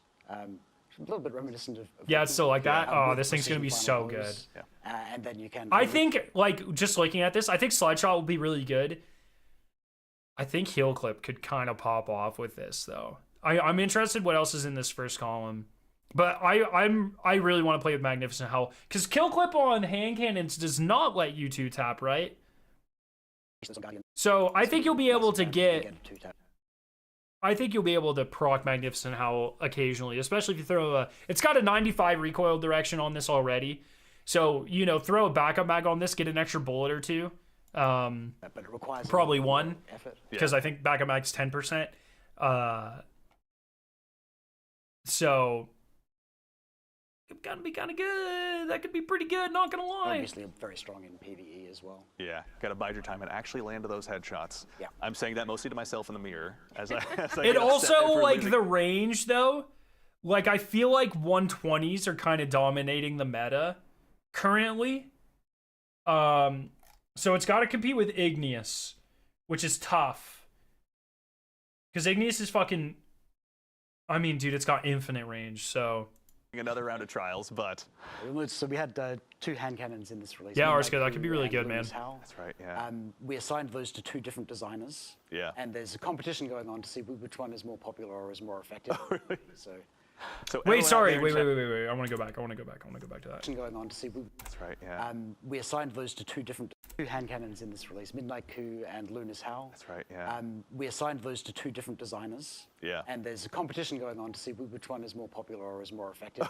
So I love when they do stuff like that, because that's the exact same thing that happened with Exalted Truth and Rose. Exalted Truth was Mercules' weapon. Rose, the reissue, was made by Chris Proctor. They got to pick the perks and everything, and they were competing to see who could make the best feeling hand cannon. I personally think Exalted Truth won. I think Mercules won that. But that sort of competition, I think, gets us some of the best feeling and most unique feeling weapons in Destiny, and I love that they're leaning into that, and I hope they keep doing that. Yeah, Midnight Q, I think it has always had the highest aim assist of any primary weapon in the game. Is that true? That's a Wabi question. I think it's always had 90 aim assist, and I think it's been the highest in the game. So everyone out there in chat right now should let us know which one of those 2 ends up being their favorite. Yep. So I think Midnight Q, depending on what it can roll with, also has a chance to be fucking brutal. debt to settle internally here by the sounds of it. Which one do you think is going to win, Chris? I'm a little biased. A little biased? I have my Midnight Coup from the Leviathan raid still in my vault. Oh, yeah. I'm deeply attached to that weapon. There will be enough. 2 Star All right. Splash winners. We'll see. Let's see here. All right. Also, Elsie's. So actually, here's a cool one as well. Yeah. This is no longer the Stranger's rifle. This is awesome. This is Elsie's rifle now. Yeah, Elsie's no longer a stranger. That's right. Yeah. But yeah, this is a As really a iconic connoisseur Destiny of the No Time to Explain, this is awesome. I'm glad it's in the energy one slot. weapon that Give you some everyone who played diversity. through the Destiny 1 campaign. It's got Despacito and Zen Moment, 2 perks that work incredibly well together. I think this thing's actually going to be pretty fucking good as well. have acquired as Yeah. the Stranger's Rifle. It's come forward with as close to its original feel as we could manage, updated for the Destiny 2 sandbox. It's got a ton of cool new traits. It's really a very, very strong, high impact Yeah. pulse rifle. Double running, no time to it's explain. running That's right. The rewind rounds perk, Oh, yeah. which we made for Vault of Glass. Yeah. The D2 version, which harks back to the original perks on the Stranger's Rifle in D1 as well. And this one already looks filthy, if I might say, with Zen Moment and Desperado on there. Like Yeah. that's- Yeah. Did the room get colder, or what just happened, honestly? And also, too, so there's a new, actually, as long as we're there, Tom, if you wouldn't mind actually opening that back up, there's a new origin trait, pardon me, as well on these. Yeah, that's right. So yeah, the Indomitability trait. They got to one give of these things those easier to with pronounce a names. Light subclass equipped Grand Grenade Energy. And with Do the you dark think, subclass- like, actually, it'd be really cool if you had this and No Time to Explain equipped at the same time? It would be cool if there's like a visual interaction. I'm gonna try that. That'd just be a cool little thing. Grant Melee Energy. Excellent. So you get like that sort of duality, and they're reasonably strong perks. Yeah, designed to keep you in the fight either way. Yep. Excellent. All right, Tom, let's go ahead and keep checking out. What else do we have in store here? Forbearance. This Okay, one's, is your time. with the exception of Hung Jury, I think this one's kind of my most disappointed here. Or not disappointed, but I'm going to say underwhelming. Like, I'm glad other people get to experience this. And we don't know the perk pool, so I'm excited to see that. But the About fact obviously getting that taste of raid weapons. they'll show here. How did you guys go ahead and bring Forbearance forward also too into the light? Like, So the fact they got rid of Soul Drinker, I think Soul Drinker is a huge reason why Forbearance is great. I mean, Chain Reaction, you can clear out entire rooms. Ambitious Assassin, you have to reload way less. It's way more deadly, and it heals you with Soul Drinker. So the fact it doesn't have Soul Drinker, I think, is a huge negative on this. Personally, and there's no, as far as I can tell, no reason for me to use this above regular Forbearance. So that's a little underwhelming or disappointing to me, I guess.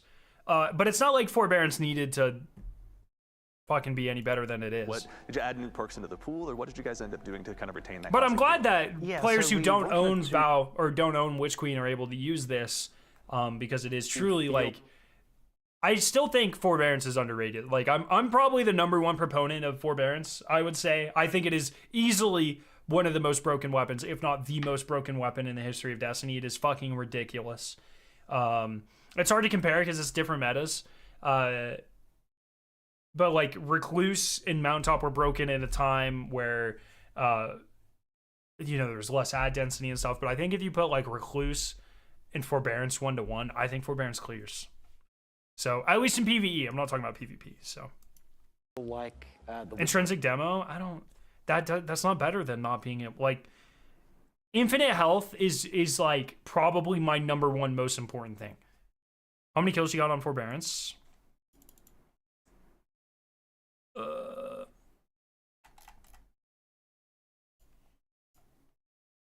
88,000.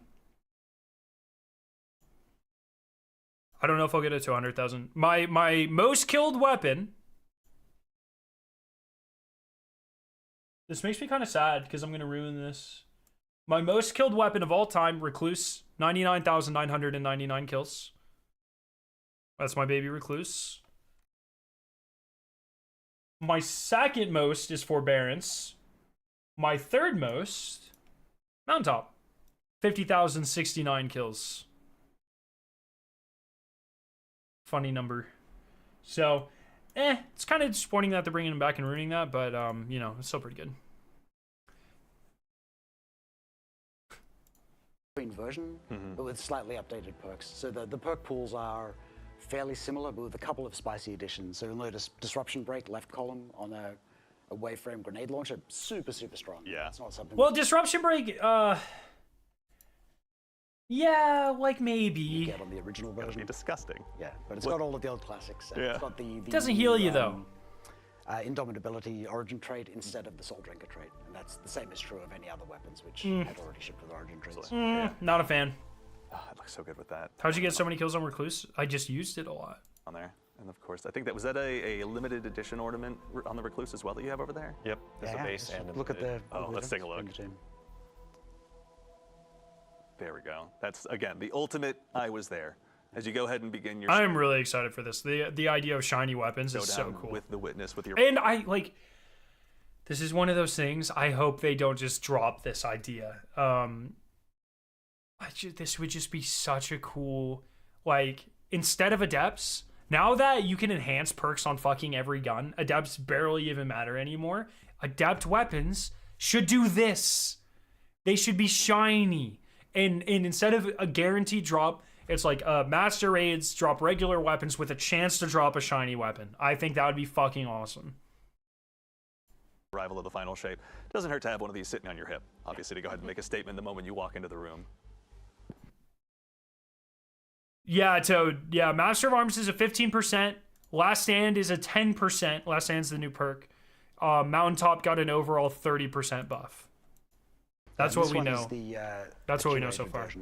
The natural drops of the limited edition variants. Shiny weapons are like the shaders and the black armor guns. No, all of them look like that. The only difference is the shiny weapons, the front half is gold. That's the only difference. Double perk. That's right. Yeah. Excellent. And of course, our beloved Edge Transit. I bet this shit's We gonna can go give it away if we crazy. wanted to. When we were looking at the fan favorite weapons, like Because, I mean, it does have a damage perk in the second slot with Cascade. So depending what they put here. strongest weapons from Forsaken. Yeah. He has like fond memories of blasting away raid bosses with that transit. Yeah. I'm just kidding. There's amazing memes associated with this weapon. Yeah. We actually brought it forward as one of the strongest heavy ammo grenade launchers. Yeah, I was going to say, we were talking about that earlier. You're saying this one just hits like an absolute ton of bricks now. What the idea can for see- limited edition looks to day one raid weapons. The only reason I don't like that is because you can't farm weapons on day one. And so it's like you're just stuck with some random ass roll. You can't focus. Like, I don't like that idea. I like the idea of it being unfarmable weapons for a limited period of time or from super hard activities, but not from unfarmable super hard activities for in ridiculously small amount of time. Some of the perks there, it's pretty wild. I mean, honestly, yeah, this is already looking pretty Plus, good. Bungie's not going to design a special version of weapons that 3 people get to use for a 48-hour competition. This is one just that not would how obviously Bungie find does a home things. in my loadout. My Void one specifically, but I'm also picky about that kind of thing. All right, what else do we have here in this bottom row? The one and only, the Falling Guillotine. Now, actually, one thing that you mentioned as we were kind of talking about this earlier as well that was kind of cool is this is also going to be probably the first sword outside of those available in Crota's End, I believe, that has sword logic on it as well. Yeah, that's right. a roll with sword logic. Seemed like a great opportunity to put that perk on something that isn't. What does that even do? Sword logic? Let me pull up Destiny Foundry again.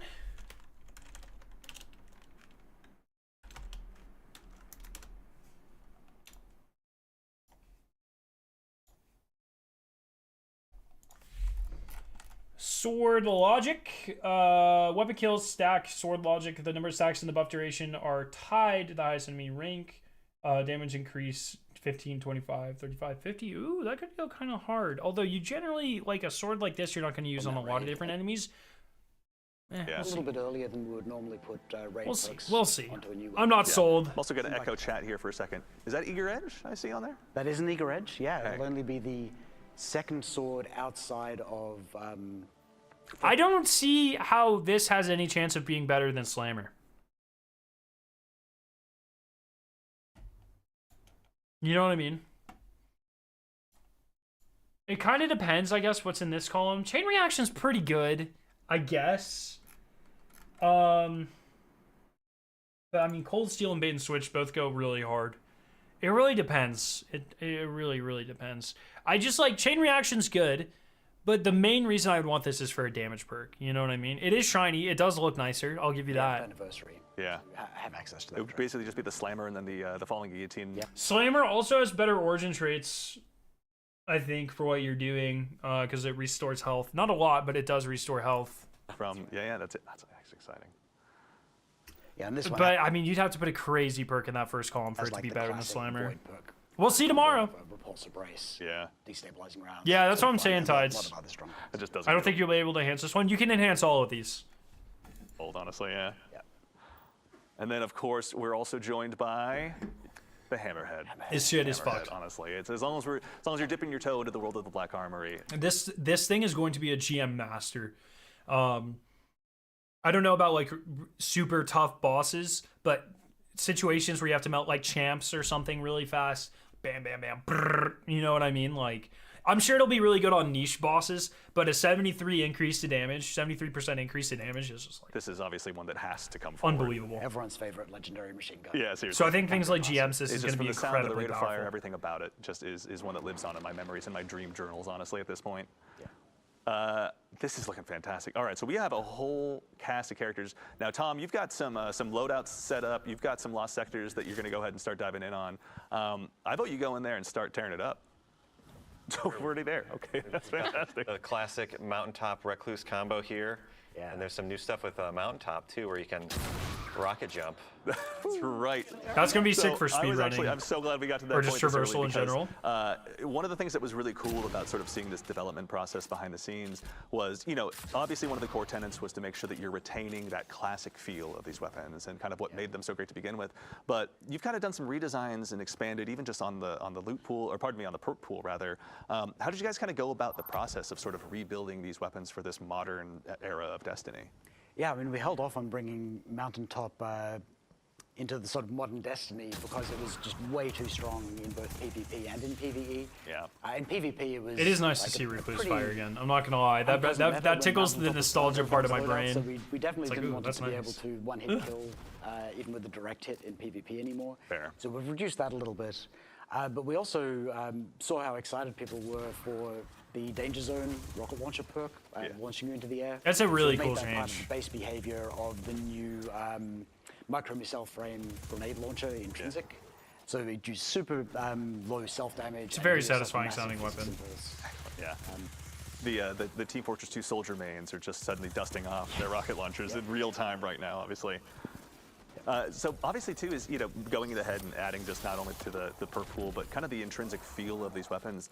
Were there any others in particular? Like if when they you guys were show working on where you're an yes, extreme this one new is- exotic, this I would is not how expect a this new change needs to exotic. go? Like obviously Magnificent Howl got to change, but is there anything? I think else we'll in get that pool that feels craftable like it was really kind of a cool Whisper the Worm, leap but forward I for these doubt we're weapons? getting a brand new I exotic in think this. Blast Furnace is a good example because the Black Armory version rolled with scopes, which, like, everyone would just pick the best scope. Like internally, we felt like the Rasmussen ISA scope was like by far the best. Really, really clean. Yeah. And with the changes to damage fall off on weapons, zoom doesn't matter that much anymore anyway. Yeah. So it comes pre-equipped with that scope geometry, but it can roll barrels instead. So you get all the benefits of stats. Oh, awesome. Stats are already pretty juiced. Yeah. But you have that classic scope geo. Actually, also too, to channel chat one more time, as a quick heads up as well, these weapons, while they won't be craftable, they are going to be enhanceable. Is that correct? Correct, yeah. So these weapons will retroactively be enhanceable when the final shape comes out. If they So make it only Craft a drops Whisper, in they better put Precision Instrument on that. get. Can you fucking imagine? Oh my god.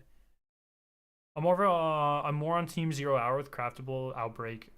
Whisper has, look, the whole point of this is like getting people excited. Whisper has a way, at least in my opinion, from what I've seen, a way bigger fan base than 0 Hour.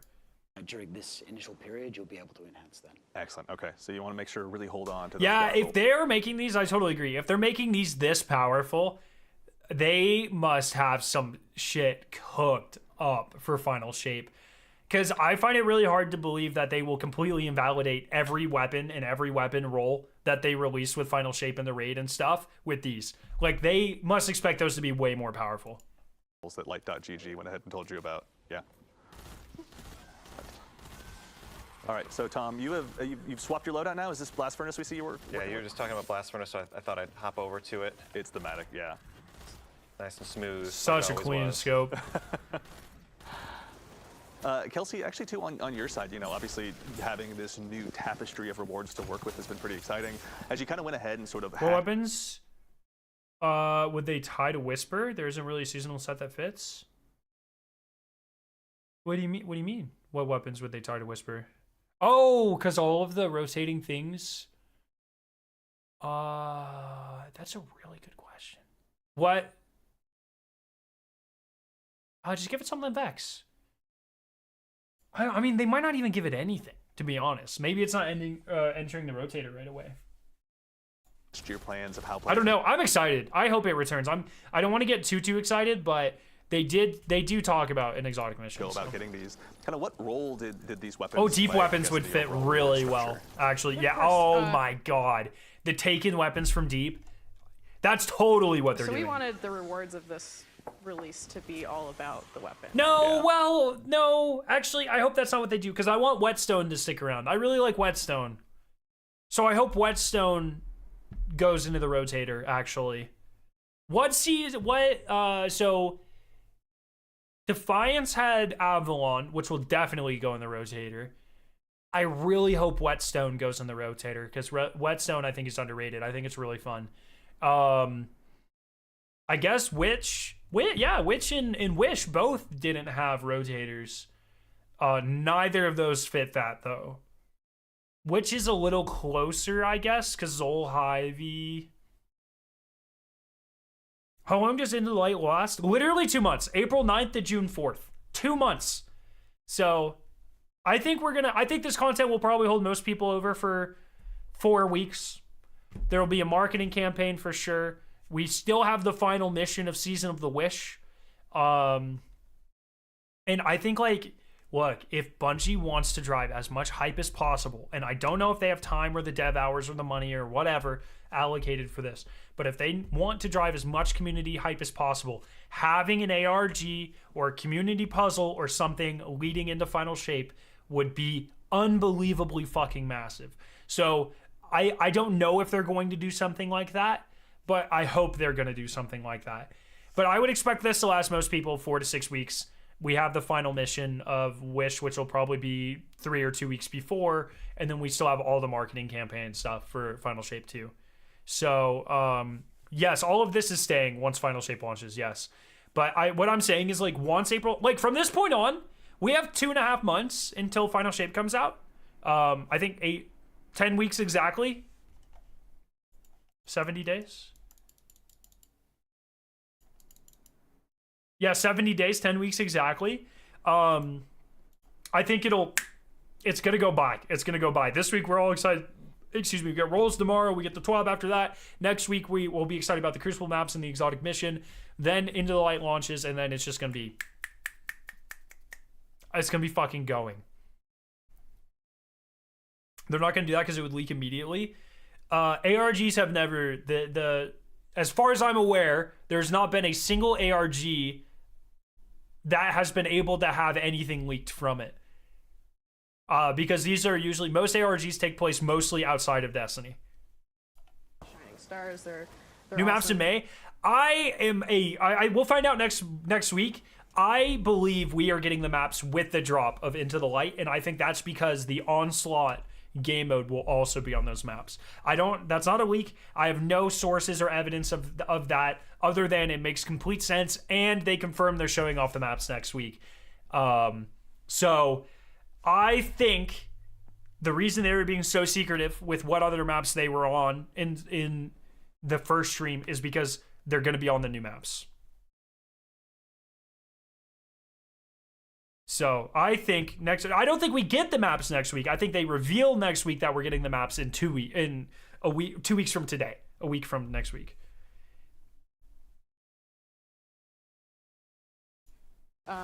What if they did a rival weapons with Whisper? I feel like they would have talked about that here, but maybe they'll talk about it next week. That just feels like a lot of guns, but maybe. So I saw people were asking a little bit about what we're going to be getting from Onslaught. Yeah. The fact that they made better looking versions of the weapons in limited time is smart because everyone's grinding, but a little annoying. I really like it. I think they look awesome. I love the idea of shiny weapons. I think, look, with how little time they had to throw this together, I think this is like honestly best case scenario. You guys have to understand, they threw this together in like 2 or 3, maybe 4 months. This is fucking fast. This was unbelievably fast. I expected Riven's Wishes 2.0. I'll log in every week and do a mission. The fact that we're getting a new activity, 12 returning guns, plus shiny weapons, plus the Super Black Shader, plus a new social space. Like, this is a lot of content. A lot of content. 3 new Crucible maps, like, potentially Whisper returning, we'll see. That's a lot of content. And it's all free. Like, they kind of cooked for this. There's a lot of chests in there, and every single chest has a weapon in it, and all of those chests can react to attunement. So if you attune to a weapon, anytime you see a chest, it's going to happen. So excellent. Every set. I'm not sure if we're going back to the old tower. I mean, we already know that the old tower is a set piece of the new patrol zone, so maybe that's just it. Every set. I doubt they're going to add in even, unless they sunset the current tower. I doubt we'll get the old tower now. I just think it would be so perfect. Like, why would they not give us the old tower? You know what I mean? I don't know. There's a chest with a weapon in it. If you do it at higher difficulty, there are 2 chests. They both have weapons in them. And if you keep the ADU alive throughout the entirety of Onslaught, there's another bonus chest available. So you can get a lot if you just... And that's every 10 rounds, by the way. So this will easily be as rewarding as Coil, if not more rewarding than Coil, which is ridiculous because Coil is already the bet in terms of like the amount of loot it gives us, already the most rewarding seasonal activity we've ever had by like a lot.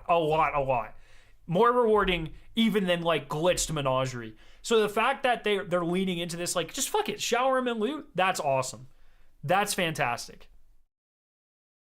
Keep yourself kicking and get all the way through there. Keep the ADU up. This is really cool. And we don't have to worry about any of this crafted weapon shit, so we actually get to farm for stuff.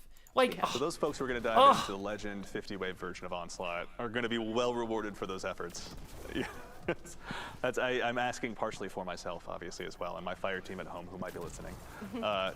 Weapons team is really excited about Atunement because it it gives players some control over the drops that they get, but it retains the excitement of those drops. Like, you will get your blast furnace dropping from the chest. You don't have to go and focus it or anything like that. Yeah. Let's go. Which, we love that. Actually, also too is, you guys are also players of the game. Chris, were there any roles or weapons in particular where it was just your personal favorite that you had a lot of fun with in a playtest, or? Yo, what's of those up? Weapons, my favorite is blast furnace. Yeah. With that classic scope and the role that I've got on mine, the role that I'm going to try and get in retail, is head seeker. Oh, I have. So once again, this is in 2 weeks. So next week we have another reveal stream, the 3rd and final one. I have the day off when this comes out. You all you better strap in for the longest stream in a long time. We are going, and I'm making all sorts of content. I'm going to be making videos all throughout that stream and uploading stuff. So you guys better be ready to support the videos as well. But I'm going for it. I am going for it. So.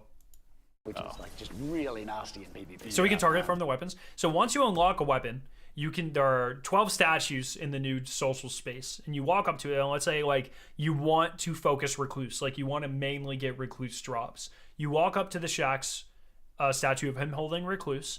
It's called Atunement. You interact with it, it'll attune it. And so they made it sound like it's not every drop, but it's most of your drops from these activities will then be Recluse.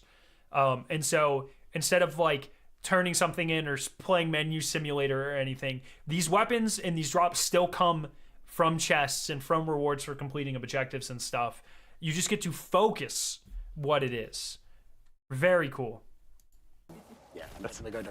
I'll put another few hundred. Not a 24-hour stream because I still have to work the day after, but easily a 10 or 12-hour stream. Yeah, I'm planning on it. We'll see. That's the plan. Man's tail down again, if there's a lot of content, we'll like video for videos and stuff. We'll see. And yeah, we're gonna be grinding for that title. They said last week there would be a new title. Yeah. Up immediately after. I believe. Kelsey, also too is I know we were talking a little bit earlier. I understand why they're bringing back raid weapons and old nostalgic weapons, dude. But it feels wrong that they're just reskinning weapons. You're not gonna get any like. I'm on the complete opposite end of this spectrum. most of these we haven't seen since, and most of them were unique models that were only used once. Luna's Howl only used, is that right? Once, maybe twice. Blast Furnace once. Mountaintop once. You know what I mean? Like, I don't care. I don't care. They're going from static rolls. These are, if anything, these are brand new weapons that just happen to look like old weapons. Completely new feels, some of them completely new elements, completely new and re-energized perk pools, because most of these perks didn't even exist back then, and most of them were static rolls back then. It's completely different. It's completely different. I do not care at all that they're reusing stuff. I'm not a super nostalgic person when it comes to this sort of thing. I think if anything, like, and this isn't necessarily targeted at you, Layoff Gaming, but I am more sick of people complaining about reskins than them actually reskinning things. If it's the 10th time they reuse a model, sure, let's complain. If it's the second or third time, I don't give a fuck. I could not care at all. Because if the difference, if them reusing models gets me 12 new guns with interesting and dynamic perk pools and they're fun to use, versus them having to redesign brand new models and we only get 3 or 6 weapons because they didn't have time or they have to put more work into it, I'm taking the 12 every fucking time and I'm not apologizing for it.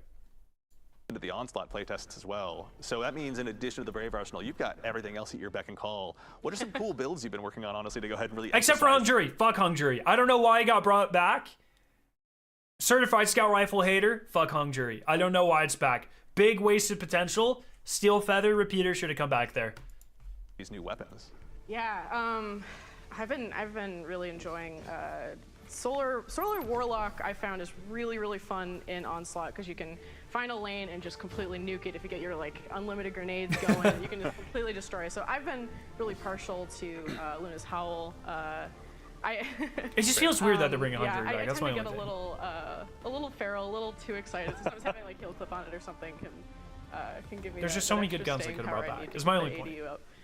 It's Also, Forbearance back is weird. So this is something I'm glad about. I talked about this. Giving people a taste of raid weapons. I'm hoping it... So A, Bungie's bringing Succession and Forbearance into this pool, hoping that it entices them to buy those expansions, to play those raids. I'm hoping that new players will experience those weapons and want to interact with raids more by seeing how cool and powerful raid weapons are and being like, oh, I really like Forbearance, I want more of these. Or I really like Succession, I want more of these. That sort of thing. So I guess sort of similarly aligned with Bungie, but they care from a business perspective. And I think everyone should experience raids personally. So that's I think that's exciting. And honestly, more free content that isn't behind paywalls, I don't think is a bad thing. Call me crazy. Like, as long as the game is getting enough money to sustain the devs and all of that stuff, I think, give people shit for free. And, people get to experience some of my favorite weapons and some of our favorite weapons ever, and they don't have to pay for it. That's awesome. That's awesome. In the fight as much as you possibly can, and I say that partially as a Void Hunter who crutches on a business. That's fair, but for us veterans, I guess it feels kind of weird as we have them, Yeah, dog, I've got 90,000 kills on my Forbearance. Like, I get it, but there's 12 weapons. You know what I mean? That's already twice as much as a normal activity gets. So if there's some misses... For me, if I don't really care that much about Forbearance or Succession or Hung Jury, that's still 9 weapons I care about. That's still 3 more than most activities in the entire game have 6. So, like, yeah, I'll give them a couple ones that are dedicated to getting free-to-play players involved with stuff. Sure, you can have that all day long. And runs away right away, so I understand and respect the hustle that I don't end up having. Also, too, we got a question. Yeah, well, Levy, AR, Steel Feather, Breachlight, I agree with those. That would have been cool. For sure. From chat. Just feels like a kick to the curb for veteran players. Yeah, like, that's my point. Their hope is it sells the DLC. Though they're just pushing out weapons that you got in previous DLC from in-game content. Well, it's cool seeing the new roles. Feels like a kick to the curb. Yeah, I think, like, I don't even know, man.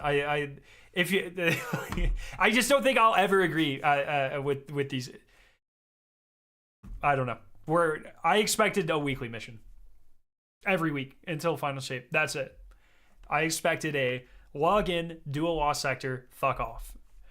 we are getting substantially more content than that you can tell these devs put a lot of time and effort and passion into. This is blowing every expectation that I had or didn't have, because I really tried very hard not to really set expectations for this, because I guess I expected nothing. So that's kind of the opposite of not expecting anything. Like I don't know, man. If you guys want to be mad about it or complain or whatever, just like don't play it. That's fine. Or do and complain about it. That's cool, I guess. It just feels pointless. And honestly, like there's a billion things to be mad at in the game. Picking good things that are like genuinely interesting and good and better than we should have gotten, that's just misplaced. Being mad at being mad that they're bringing back the Dawn ornaments and paying $90 or forcing people to pay $90 for them. Don't be mad about a free weapon that we're getting. You know what I mean? Like, be mad at C-Suite for mistreating people or mishandling the game or whatever. There's so many genuine like good things that I think are like objectively bad about this game, that when you focus on just silly things that are good that we're getting for free and that are getting people involved with the game and are just interesting, that once again we probably shouldn't have gotten at all. It just feels like you just want to be mad at something. And I don't know you. I don't know your character. And once again, I'm not specific. I'm having a conversation with you. I'm not meaning to target this towards you at all. But you brought it up, so I'm replying. But like when people are just complaining about this, or like, oh, Onslaught isn't the best activity ever made or whatever, it just feels very disingenuous, because there are like legitimate problems with this game, and you're focusing on things that like clearly have heart, spirit put into them, and they're free. So like, I don't know. From Lil Camino, I think is how you pronounce the name. My mistake if you get it correct. But just to reiterate, will these weapons be attainable after the final shape arrives? Yes, the base weapons will be, but the limited edition. And I think this is the best case scenario as well. You have kind of the, once again, and I know people don't like this, but FOMO is necessary for this, especially when you're trying to push sales of a new expansion and get people enticed.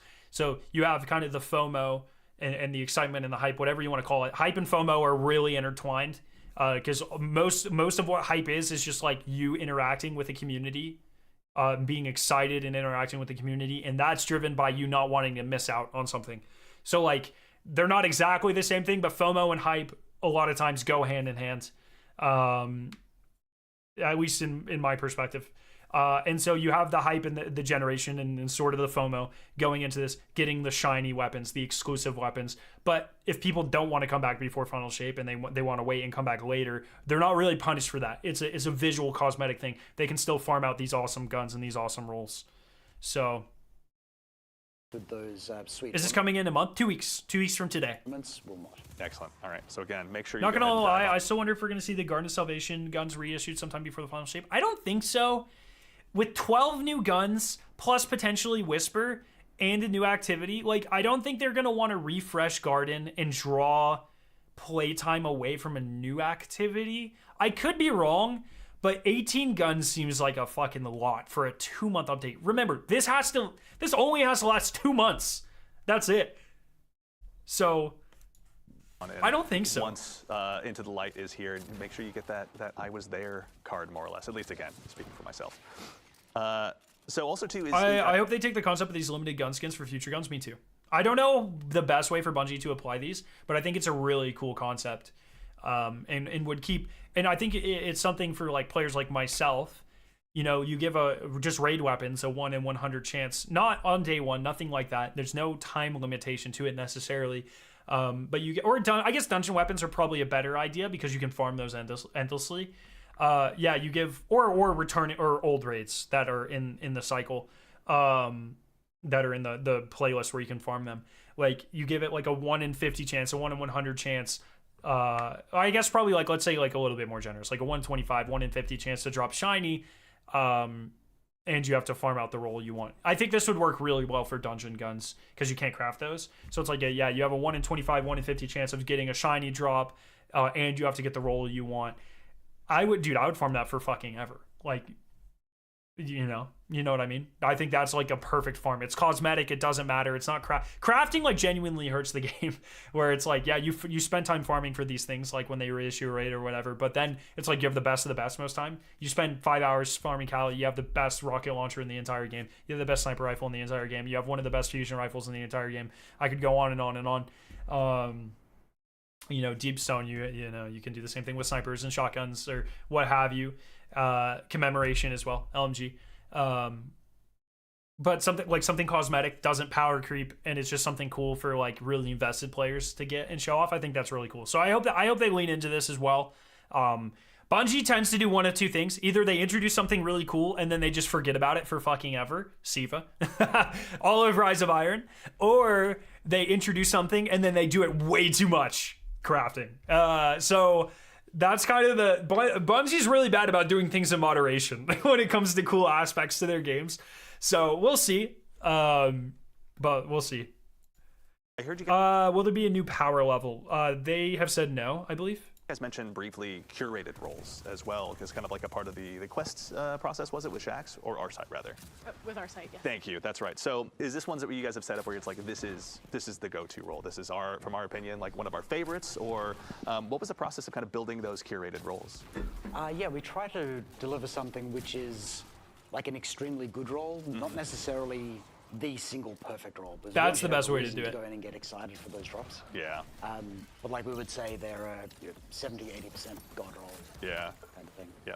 On the way, certainly. Yeah. And also too is remember everyone. That's a lot of my mentality. That's how I think crafted weapons should be. Like I don't think crafted weapons should ever be best in slot. They should be you can get the best version of those weapons through crafting, but I don't think crafted weapons should ever be best in slot. I don't think Apex should be best in slot. I don't think Supremacy should be best in slot. I sure as fuck don't think Forbearance should be best in slot. I think, crafted weapons should be 75-80% towards the best in slot. But if you really want to min-max, you got to go farm things. I think that's my best case scenario. I've talked about that before. Once the final shape comes. What's that Recluse site? The Recluse site is the same, no? Yeah, that's the Recluse. That's what Recluse looks like. Maybe these might be additional. I don't remember. But that's the Recluse site. But the limited edition variants with those sweet ornaments will not. Excellent. All right. So again, make sure you go ahead and dive on in. Which is like an extremely good roll. Now's the time. Yep. Sorry. Not in the past? Yeah, in the past. Am I dumb? Like, I only have 100,000 kills. I know I haven't used it that much, but I want to load somewhere that doesn't have enemies so I don't accidentally get a kill. Where is my Recluse?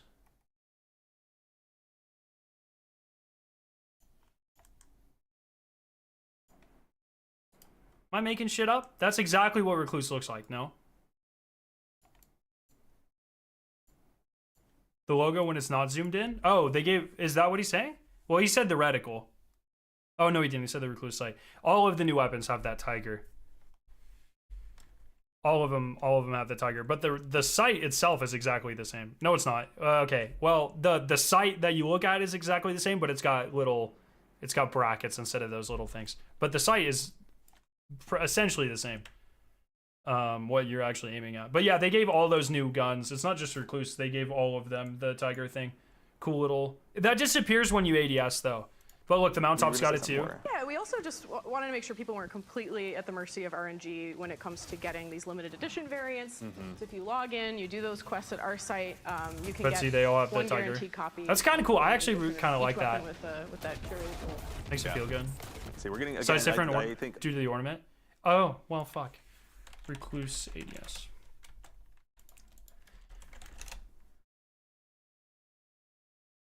Do you think anyone's got a fucking thing ADSing?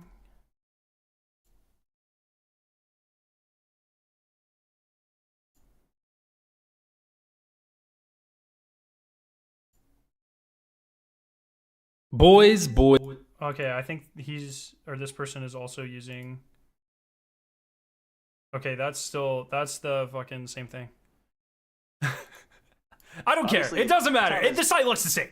here in the heat of battle, so to speak. But the origin trait, we just got another question about actually. So for the folks at home, it's indomitability, or? Yes. Thank you. All right, and that one. It's the circle can with you the again dot. walk through that origin trait That's for what us I one more mean. time. I don't care. All the Yeah, extra so fluff doesn't on matter. final blows, it What you grants aim with is a exactly the grenade same. energy if you're running a light subclass. Here we go. We got it on screen. Yeah, there we go.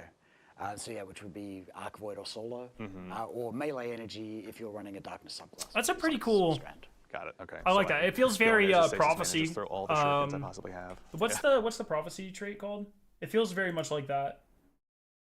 Crossing over. Yeah, I like those There's that a are more like. technical name for that. I'm sorry, I got it wrong out of the gate.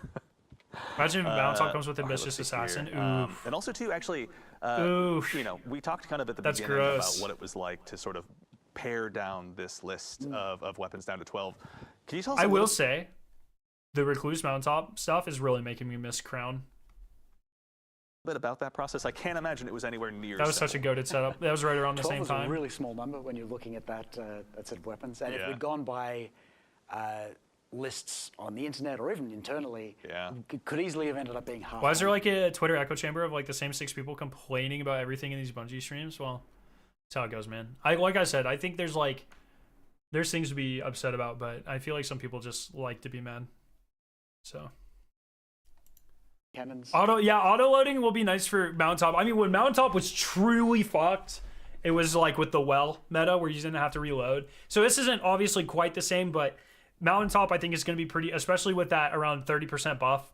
I think it's going to be pretty goated for damage rotations, and throwing auto loading onto that is pretty huge. So I'm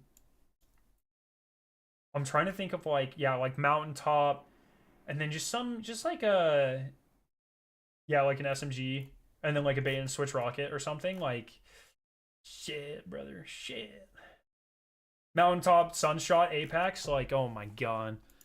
We had to restrict ourselves to two. My god. There were a lot that could easily have made the cut that we Yeah. just couldn't fit them in. That's fair. I mean, honestly, though, between Midnight Coup and Luna's Howl, like a very, very solid cast to go ahead and come out of the gate here with. Oh yeah. Yeah. Yeah, they're really strong. And They, we definitely wanted to get that spread of experience across the first few years of Destiny 2 as well. Yeah, honestly. And also, too, is even, recalling all the way back to the Black Armory. That's, I think, a set of weapons that so many of us think back to so fondly. Again, I think one of the goals here was to go ahead and retain that original feel.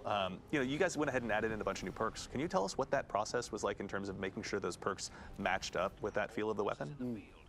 Yeah, and in cases where we have multiple That's a skimmer. weapons in the same That's the artifact Gallahorn shipping, so skimmer. we've got 2 pulse rifles, 2 hand cannons. We assigned those to different designers and made sure that the Master of Arms is got nerfed a lot. How do you get a skimmer? Well, I don't know how to get a skimmer now that Guardian Games is gone. You buy one from Eververse. They fixed this speed boost. Oh no, did they? Did they?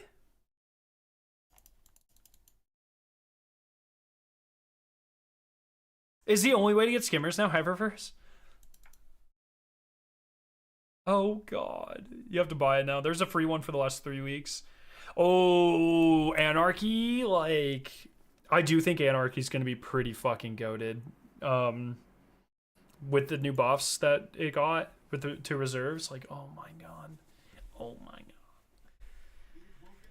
Yo, thank you, Sammy Maxis. Is that your actual name, or is that a Call of Duty Zombies reference? Because that would be so sick.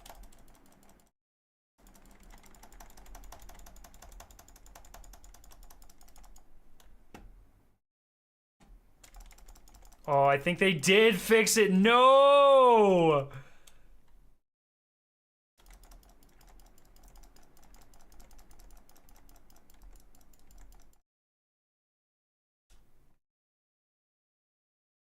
Let's check. This is my go-to testing ground for speed.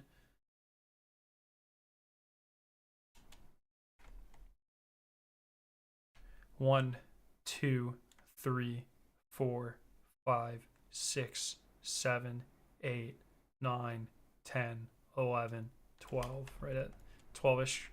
12 scaro seconds. I don't want to claim that's a metric second, but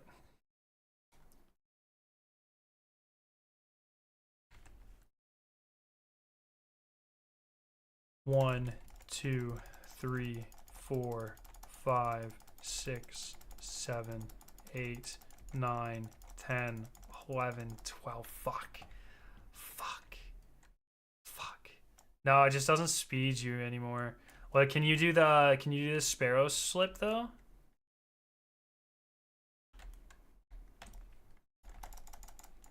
Oh, I fucked that up. How did I fuck that up? 1 second. So before, I don't know if the community ever decided on a name for this. I think skimmer slip is sick, but that's my own suggestion. Oh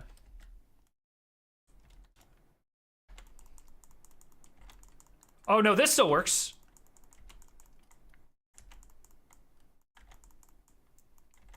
Cool. Okay, cool. That still works. I was working on a video too that was all skimmer tricks, and they patched climbing and they patched boosting. So literally the only thing that's left is that.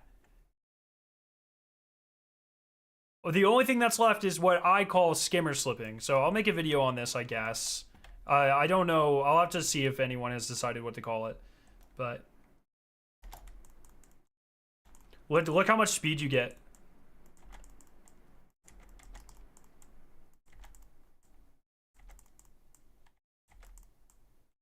Here, I'll go test it.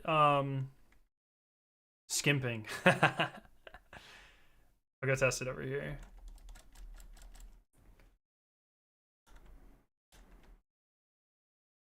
Bruh, fuck off. I'll go test it in my spot real quick. They're not much faster than sparrows. Well, now they'll have the exact same speed as sparrows, except for that thing that I just showed. How are you doing it though? Like I said, I'll make a video on it. But it's pretty much you dodge and then you grind and then you stop grinding and then you dodge. Here. Okay.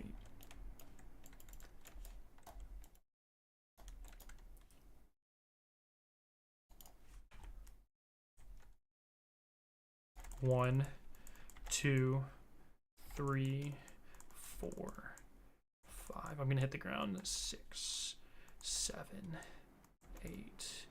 Okay, I'll hit the ground. I think it's a little faster. It's hard to say because it's a lot harder to go in a straight line with it.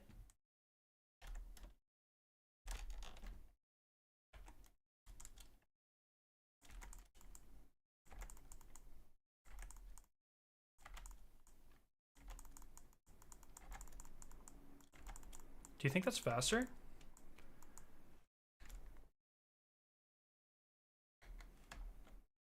I honestly don't even know if that's faster. Fuck, I'll do testing. That's so unfortunate.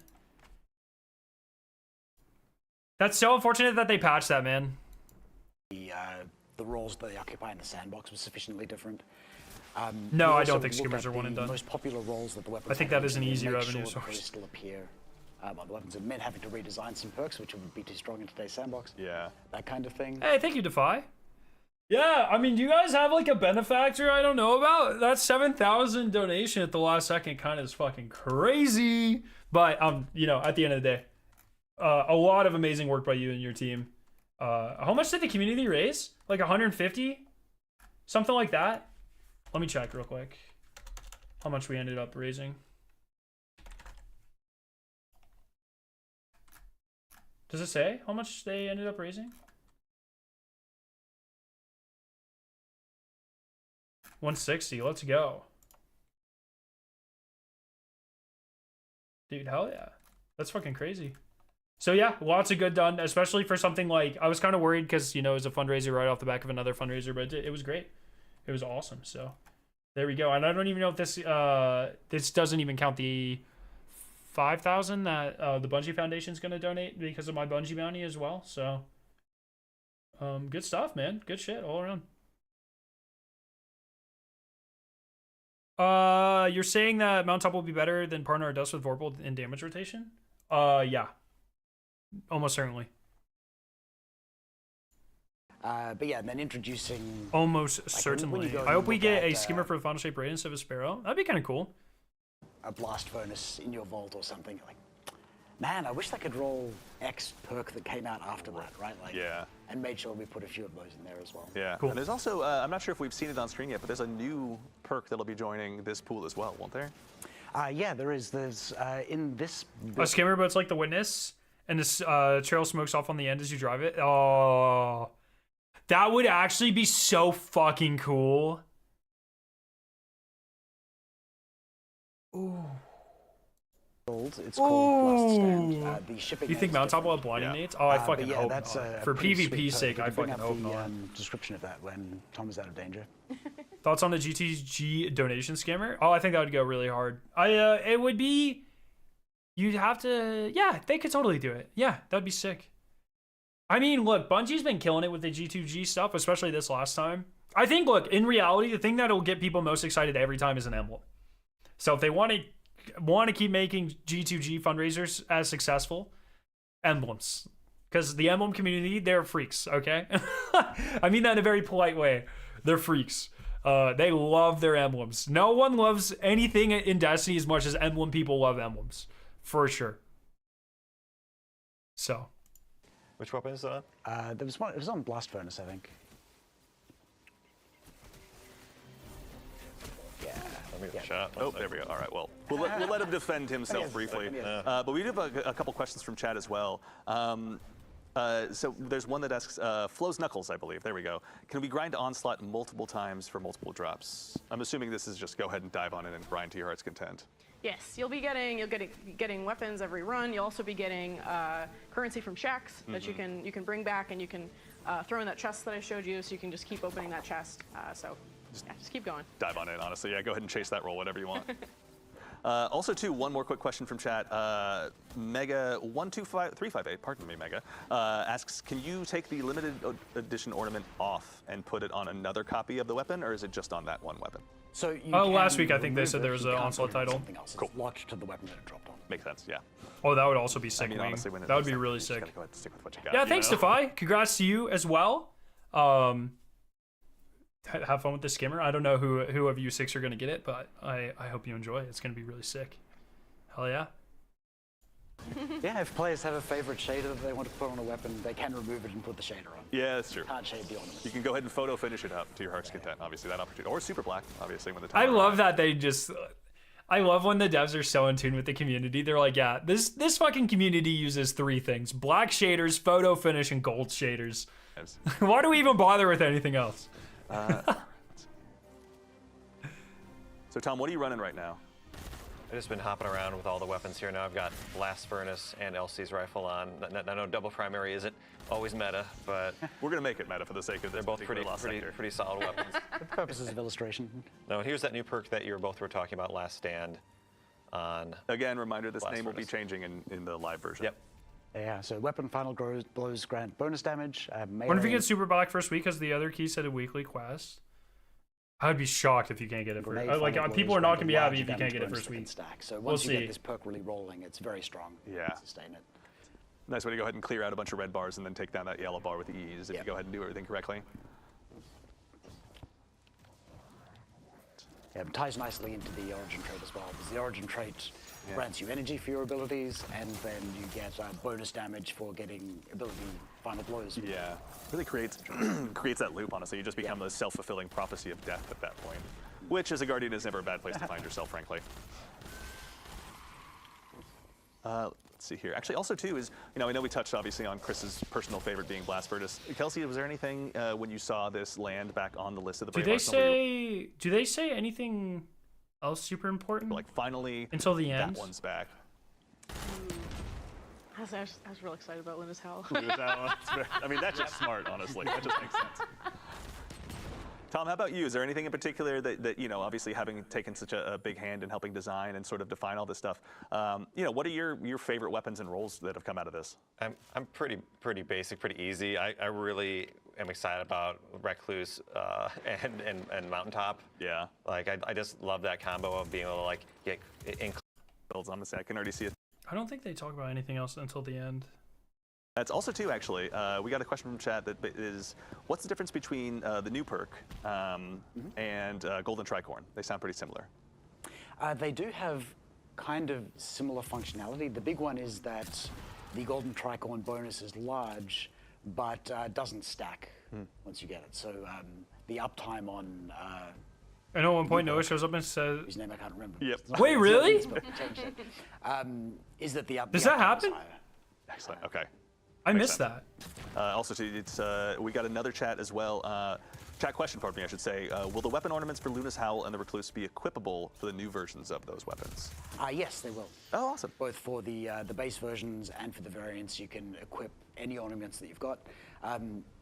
Players have already noticed that some of those are showing up later in. That's exciting. I want a shiny new Recluse. So, oh, he's just in the chat. Oh, gotcha. For anyone out there that might go ahead and check through the databases, they might have noticed something potentially. Yep. Yeah, we can't say yes or no, but maybe. Firm maybe, certainly. Excellent. All right, so we're doing a pretty good job here. Tom, I got to say, it seems like you're making some pretty good quick work of these lost sectors. Yeah, I mean, It's like he's played them before. Maybe once or twice, potentially. You never know. I did work on EDZ. It's been a while, though. So Tom, actually also too is, as you've kind of been helping sort of build a lot of what Into the Light is going to be, what was the role that these weapons played? Like why is Shaxx choosing now to go ahead and re-equip us with this particular set of antiquities? And part of the idea is that mountaintop rocket jump makes me so excited to farm for it. Yeah, I think there will be some really cool skip technology with it, which will be really exciting.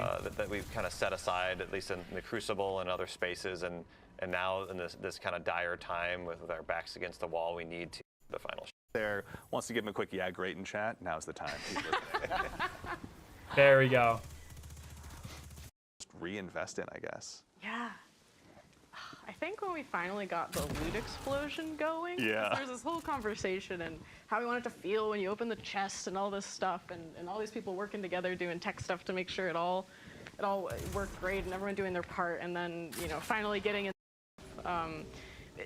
Sorry, I'm just trying to see if there's different PvP and PvE flavors, but in the PvE trenches, are there any roles in particular with this new? Yeah, I think they just mostly talk about like how we're gonna end up looking in the end, because if you show up every week and you do the weekly quest, you're going to get something that is really pretty powerful. And while my mountaintop is reloading and then like getting kills with those. Out there in the throne world. Yeah, I mean, everyone's Noah and Kelsey have been keeping it warm for me in there. That's true. All right, fair enough. Yeah, and again, we can use some sword logic later to expand it when the time comes. But for right now, we've gone ahead and done our job. Well, for starters, thank you all so much for taking time to join us to talk us through, obviously, the Hall of Champions, talk us through the Brave Arsenal, through everything with. Then why were they working on the old tower for the last 3 or 4 years if they're not bringing it back? Well, keep in mind, I mean, that's in-game. It's like it's a background aesthetic. They're not actually working on the tower, right? So. Into the Light. It's been a great show. So thank you guys for starters for taking the time to join us today. thank you so much. Is this where they talk about this? Yeah, thanks. Absolutely. And also, too, as a quick reminder, again, to everyone, we'll be back next week, the same Bungie time, same Bungie place, to have another live stream about everything, or some more stuff coming with Destiny 2 Into the Light, including some exotic mission, some exotic mission content and the craftable weapons that'll be available to them. Chat, I saw you mentioning some stuff about that potentially, so come back next week. Also, we'll be going to go ahead and walk through the PvP map pack as well. So if you want to see everything that's going to be coming in those 3 maps, next week will be your time. And there might be a few more additional surprises that we'll have in store for you. Never know. And also, too, the final thing we're going to go ahead and make sure you close with is, as a quick reminder, of course. I'm going to say just Whisper. I'm not expecting Outbreak. With the arrival of the final shape, you'll be able to get 100 more slots in your vault. As you can go ahead and see here on camera, we put it to good use ourselves. We had some edge transit rolls. We knew that this was the time and place to go ahead and slot them in there. So we now have those, thankfully, in safekeeping now for the arrival of the Witness. Ready. Never hurts. All right, everyone. Well, thank you all so much for taking the time to join us today. We'll see you back here next week at the same Bungie time, same Bungie place. But in the meantime, take care of yourselves, take care of each other, and we'll see you all Starside. There you go. That was good. I really like these streams. I was apprehensive. Like, I still think they probably don't need as much. The back half, there isn't as much information, but I like the chat with the devs, get to know them type of stuff. So that's cool. So I like this format a lot. I'm really excited for next week for sure. So he did say weapons. Yeah, I guess I would just look. I just expect Whisper. That's all I'm gonna say. You know, or that's all I'm, you know, that's what I'm going to expect. I think going into this expecting 2 reprise exotic missions, I think you're just going to get yourself burned. You know what I mean? But maybe I'm wrong. So, all right, everyone. So this is great. I'm really excited. Tomorrow we'll do a stream after the blog going over some of the weapons and what I'm excited to get, and that sort of stuff. Yeah. This is looking great. I'm really excited for Into the Light. I think this is going to be really, really, really, really cool. So, hell yeah. All right, everyone. Thanks for hanging out. I'll see you tomorrow. Love your faces. Peace out. See you, everyone. Have a good night.